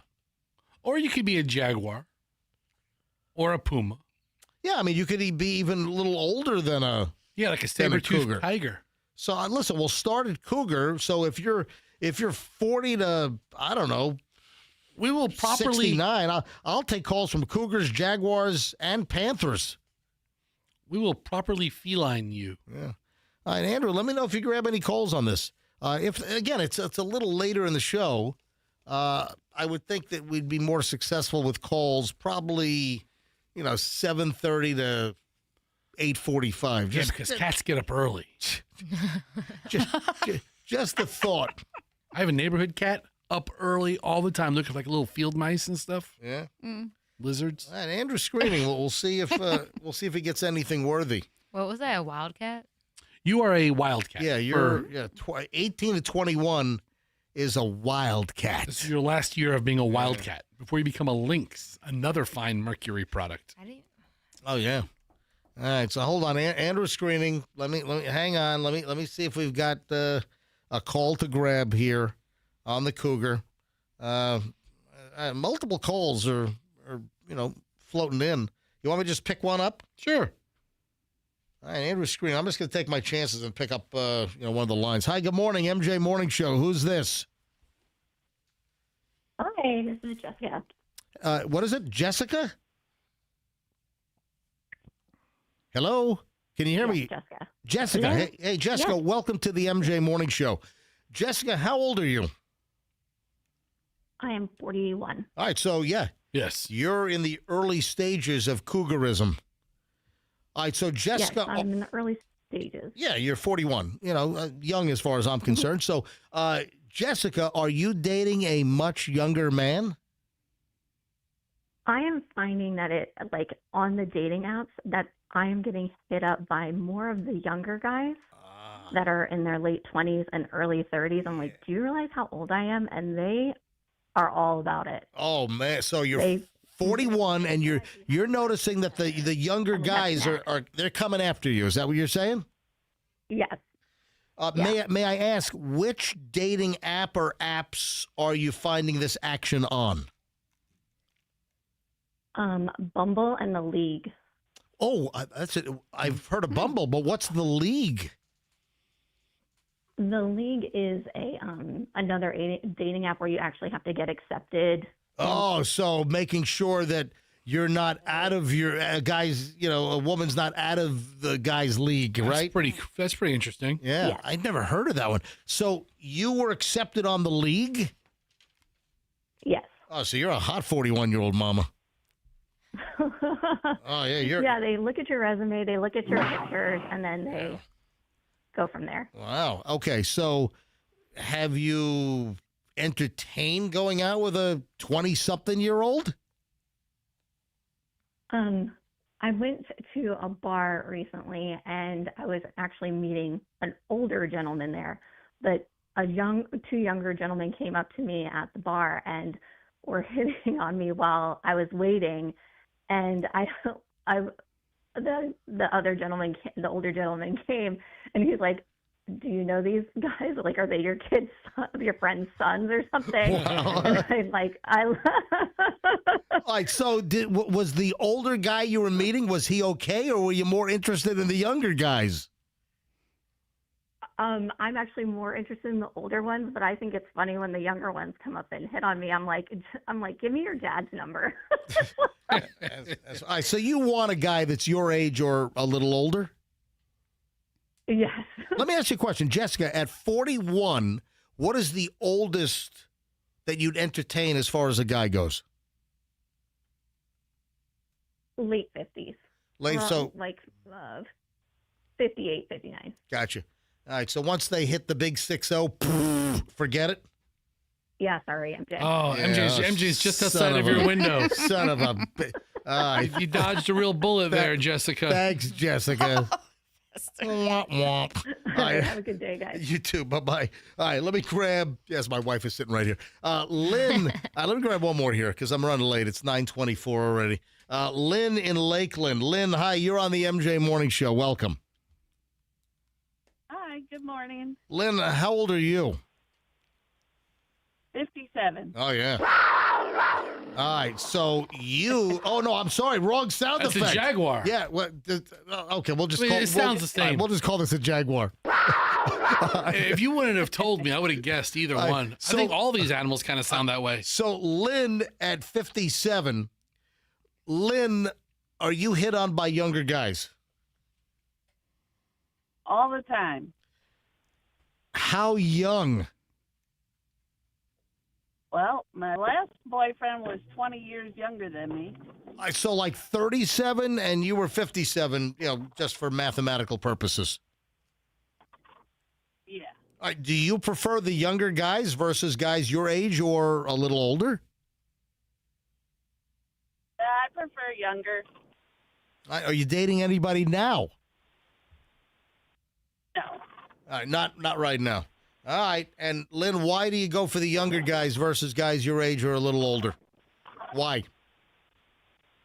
I find they're more energetic and they don't, they like to do more things. They don't need the little blue pill? Nope. All righty. Thank you, Lynn. Have a great day. All right, you too. All right, a couple of calls. Very confident, assertive women. Seemingly knowing what they want. Yeah, right? Yeah. Good for them. All right, Michelle, why have you been so quiet on this? I'm listening. I'm just listening to the ladies. I have nothing to chime in on. She's like a jaguar, just lying in wait. I was waiting for a hot injection from Michelle on this. What? She's waiting for one, too. Yeah, I think that's All right. kind of reversed. I'm sorry, interjection. Oh. Yeah. All right. 9:26 at the MJ Morning. You are just off your game today, buddy. Oh, he's right on it. 9:26 at the MJ Morning Show. When we get back, it's the final chunk. Man, I got a lot of celebrity stuff to get to. I can get to the Lyft story. We got to get to the Lyft driver. If you don't know about the local Lyft driver that's been busted, this is a crazy story. And I'll tell you what, there's some big trouble on the horizon, and I'll explain. So if you do Uber, Lyft, this is an important story to hear. That and much more next on the MJ Morning Show on Q105. Oh, also, I've got a couple of pairs of tickets to give away for the Festivals of Speed. Yeah, this is a great event. Festivals of Speed is coming back to Vinoy Park, and it's going to be not this weekend, but next weekend. the 15th. And this is a great event with all these exotic cars. And I've got free tickets. We'll give those away in just a bit. I'll give away 2 sets, 2 pair. And that's going to be on the way here on the MJ Morning Show on Q105, 104.7 FM. When you need a great mover, when you want your furniture to be taken for a nice, comfortable ride to its new location, and you don't want to be taken for a ride, this is where you call twocollegebrothers.com. When it comes to moving companies in the Tampa Bay area, take a look at how many 5-star reviews Two College Brothers has. Last I checked, it's over 1,100 5-star reviews. Do you realize in the moving business, that is like unheard of? Go look. Go find other moving companies that have the number of 5-star reviews that Two College Brothers has. Get a great quote. Get a great move. Make sure your furniture is handled with care and all wrapped in blankets. Your boxes are stacked nice and neatly, not tossed around. That's why you want Two College Brothers. Get a great quote, get a great move. If you're moving, if you know someone that's moving, it's got to be twocollegebrothers.com. Please mention me, MJ, and you'll get free moving boxes dropped off at your house. twocollegebrothers.com, the smartest move you'll ever make. Another brilliant move is when you are looking for a new car, truck, or SUV that you head over to my friends at Veterans Ford. So if you're looking for a Ford specifically, if you're shopping around, or if you tend to migrate to a certain Ford dealer, if you can hear my voice in the Tampa Bay area, you need to go to Veterans Ford, walk in and say, I listened to the MJ Morning Show. I am here for the MJ deal. They will not be beaten. No other Ford dealer in town is going to beat a Veterans Ford price when you walk in and tell them you want the MJ deal. Car, truck, SUV. You know, there are amazing specials right now. Low financing, 0% financing on some models, amazing rebates, huge money in rebates, selection's amazing, awesome lease deals. That's on the new side. And, of course, Veterans Ford has an amazing selection of pre-owned across all different models and makes. Get the best deal possible. Get the MJ deal. Do not do a Ford deal at another Ford dealer until you go to Veterans Ford. Line ball on the Veterans Expressway and tell them that MJ sent you. Traffic's on 9:30. Back in minutes. Running a couple of minutes late. Stand by.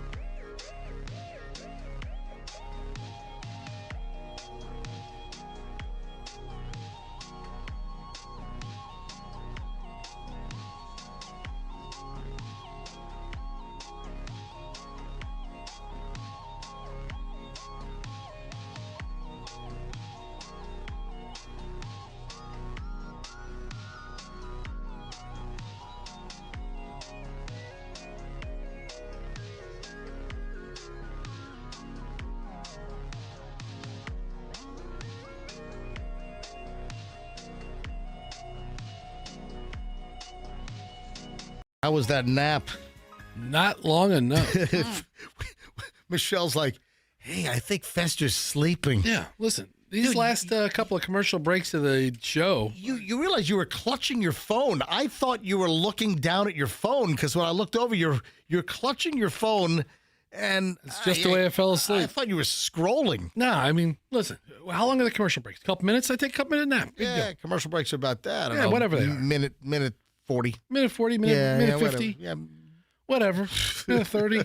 Just let me shut my eyes for a second. All right, before we move on, Bailey just asked, what about the whole cougar story that we just did?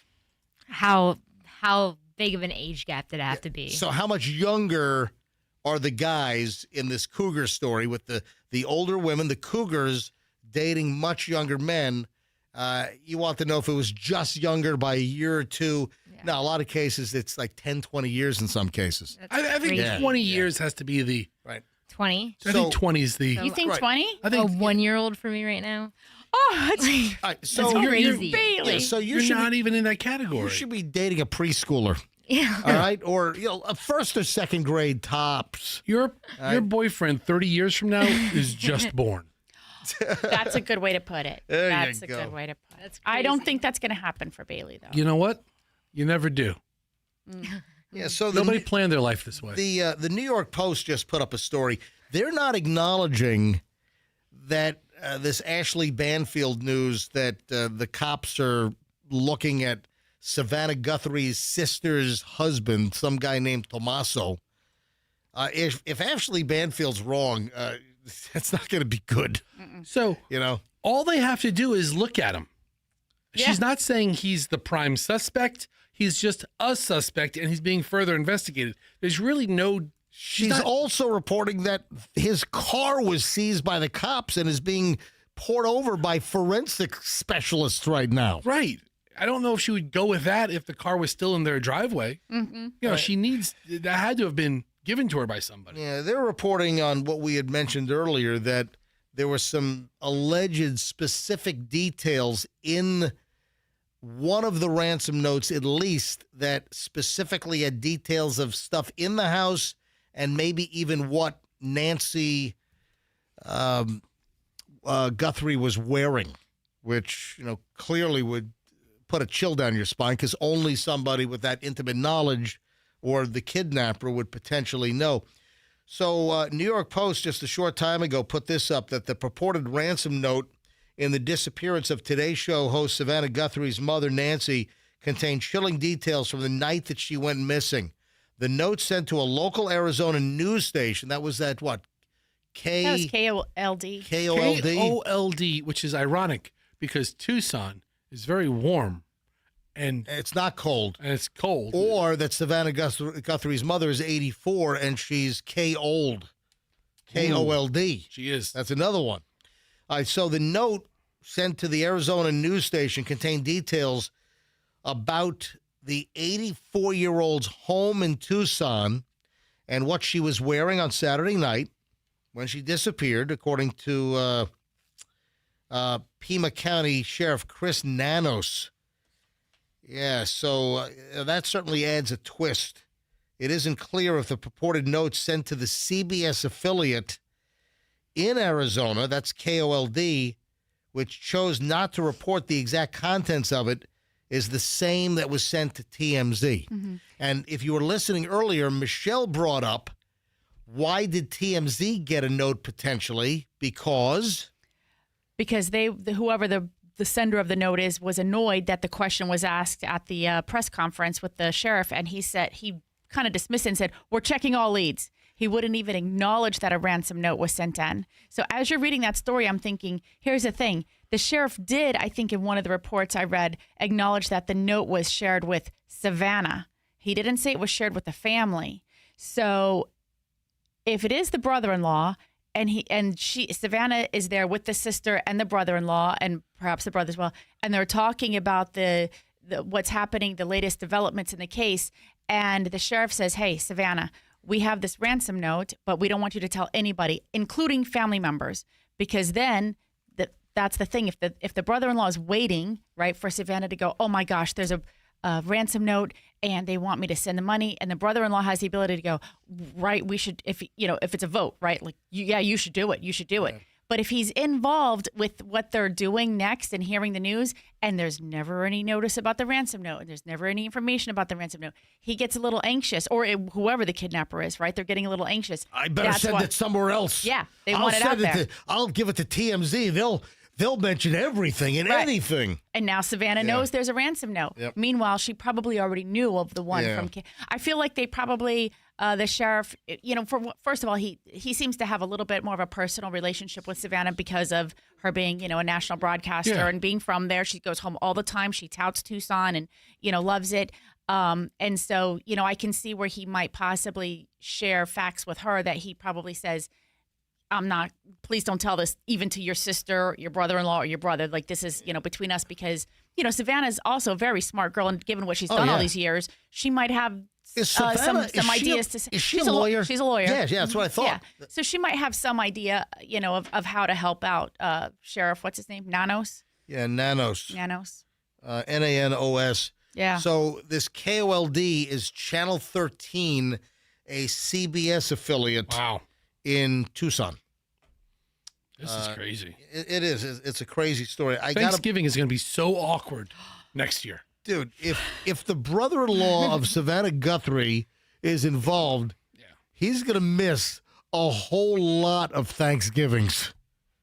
And then the old lady just appears. I wonder why the CBS channel didn't report. I mean, that's like, to have that fall in your lap, and whoever sent the ransom note didn't send it to the Fox channel. They didn't send it to the ABC or the NBC channel. You'd think Savannah Guthrie on NBC, why didn't the individual send it to the NBC affiliate? I mean, the first thing they probably do is call law enforcement. They probably directed him, hey, don't publicize this. Right. We don't want him knowing that we have it or whatever. But if this is the guy. I think something's going to break today. I think we're going to have some information later today. We'll see. Hey, there's a crazy Lyft story. And this is pretty spooky. Right here in the Tampa Bay area, news has come out from the Hillsborough County Sheriff's Office regarding a Lyft driver who was busted this week for attacking a female passenger in the rideshare car. Sheriff Cronister said instead of that safe ride that she was promised, she was attacked by a violent predator. Apparently, this goes back to October. This is crazy. Yeah, wow. I didn't hear about this. So October of last year, apparently this young woman used her phone, used the app, ordered a Lyft to get a ride home. But what happened was just a total nightmare. While the woman was in the Lyft, the driver pulled off on the side of the road, got out of the car, then climbed into the back seat with the female passenger and attacked the passenger. Oh. Yeah, according to the HCSO, the Hillsborough County Sheriff's Office, he began touching her inappropriately, choked her, and then threatened her life. I mean, this is unbelievable. And she escaped? Yeah, the Sheriff's Office spokesperson, Jessica Lang, I guess a second career for Jessica Lang, said that this was not like a simple misunderstanding or miscommunication between adults. This was an attack. There was nothing consenting here. Yeah, this was an absolute attack. So this attack happened back in October 8th. But it wasn't until just last week that 27-year-old Lyft driver Joaquin Mena Vasquez was arrested. So according to the sheriff's office, they did try to serve a warrant for his arrest. He wasn't home at the time. He was notified of the warrant out for his arrest and then I guess finally turned himself in to one of the Hillsborough County Sheriff's Office's districts. He's up on felony charges now for battery by strangulation, false imprisonment. But here's where, you think you're calling a rideshare for safety, and this guy's a menacing, alleged sicko Lyft driver. But this is where things get spotty, Michelle. Listen to this. You tell me what pops up in your head when I mention this. It turns out that this Vasquez guy had 2 prior complaints about his inappropriate behavior with Lyft. Oh, no. Yeah, so Lyft was aware. I tell you what, this lady's calling a lawyer, not another ride share. If Lyft is putting people with predators. Hey, why don't you call Lyft and have Lyft bring you to a lawyer's office? Yeah. Man, she's got a case. I mean, the liability that Lyft has, if Lyft was put on notice and Lyft was made aware of this creepy driver's actions prior, this exponentially raises the lawsuit potential and settlement or it puts them as more responsible than if it was like the first time or if they didn't know this was unforeseen. If they knew with 2 prior complaints and then this happened, they were on notice. They knew that this might be a bad apple driver, right? And that the chances of him behaving like this are exacerbated. Oh, she's got a case. I mean, what are they functioning on, the 3 strikes and you're out rule? I'm telling you right now. Don't you think it should just be 1 complaint and you're like done out of off the platform, not being able to provide rides, but they're waiting until the 3rd situation to do something? You want to represent her? I think you represent the victim. You come out of retirement. 40% on recovery. It's like a modern day Matlock. Dude, this is you just come out of retirement. This is a big case. Oh yeah, Matlock. Yeah. Yeah, it's Michelle Lock. Michelle. No. Michelle Lock. It's Michelle Lock on CBS this fall. I love it, Michelle. That's your new nickname. On an all-new Michelle Lock. On CBS. You need a bunch of sassy lawyer sayings. You know what? You are on my list, buddy. You just came up with something that is... Michelle Lock. I love it. Come on. No, you're supposed to be my friend. I love being on ladies' list. He said Matlock. I said Michelle Lock. Yeah, but I was taking it and running with it. on an all-new Michelle Lock. I was set up. You get the assist. Yeah. Listen, after Big Brother, an all-new Michelle Lock. On CBS.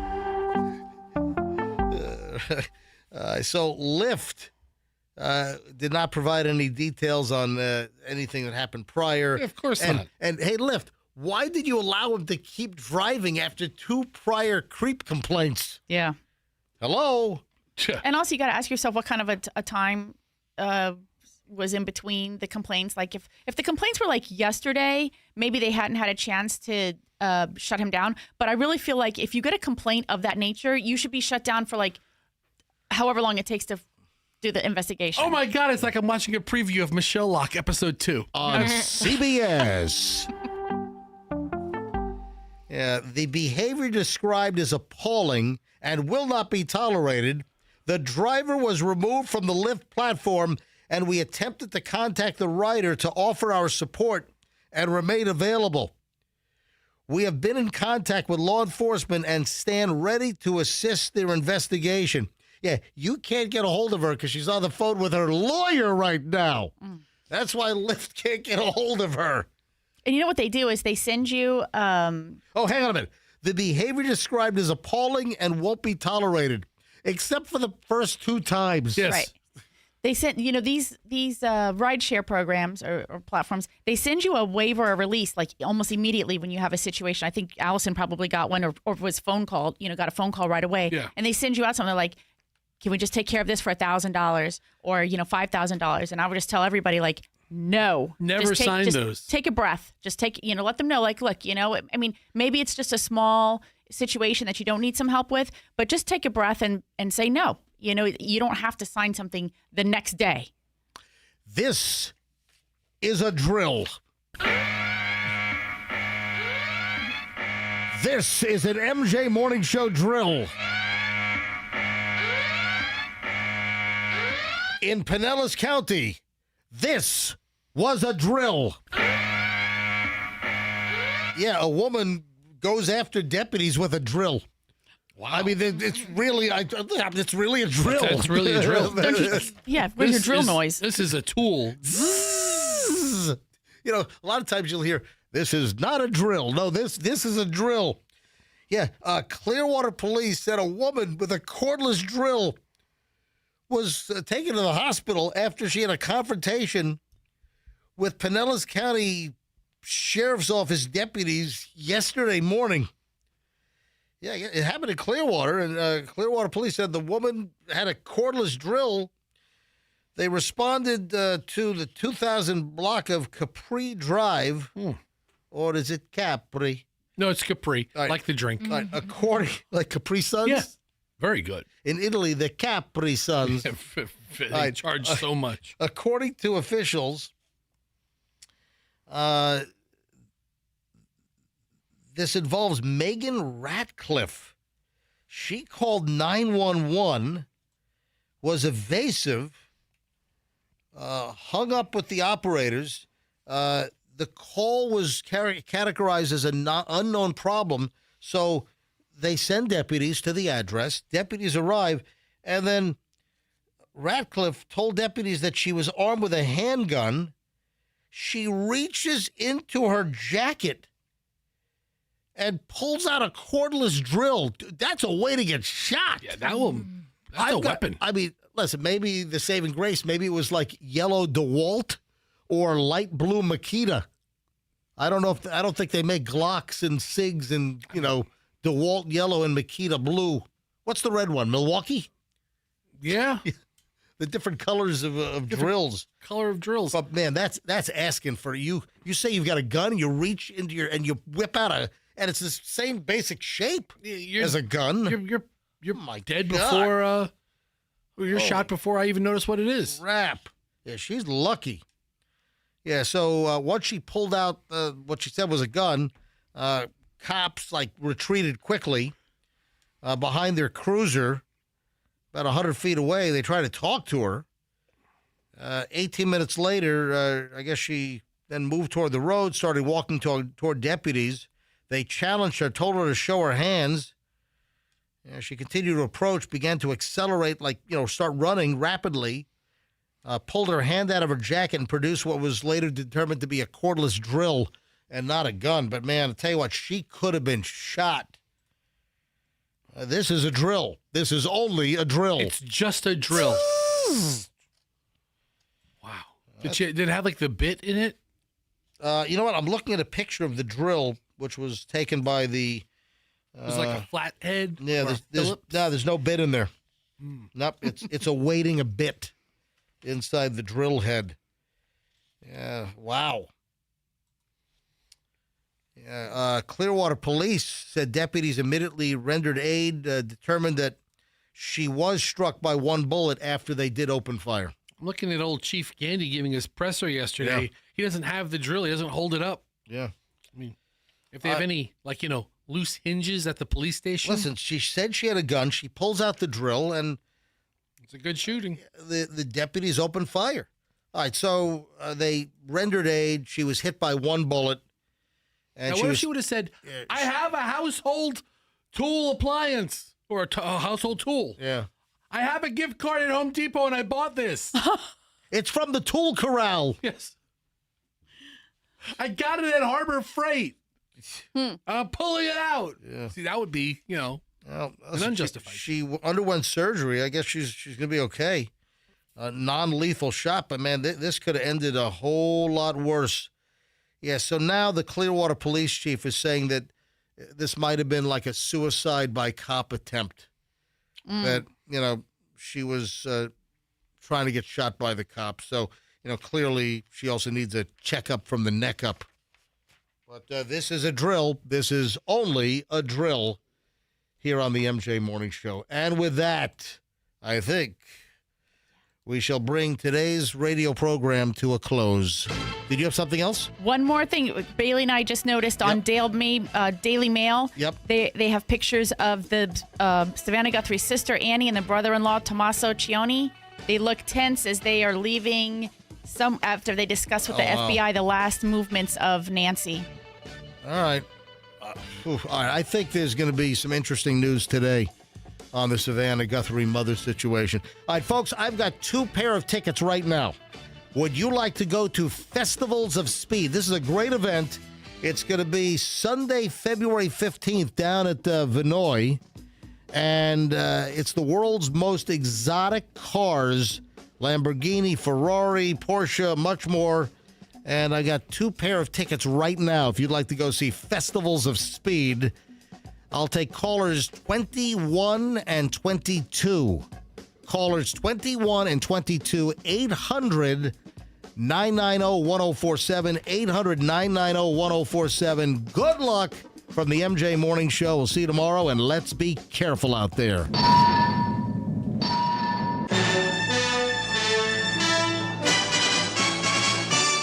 Spring cleaning is starting early with Zero Res Air Duct Cleaning. Get the dust, dander, and allergens sitting in your duct system out of your ducts now with 20%.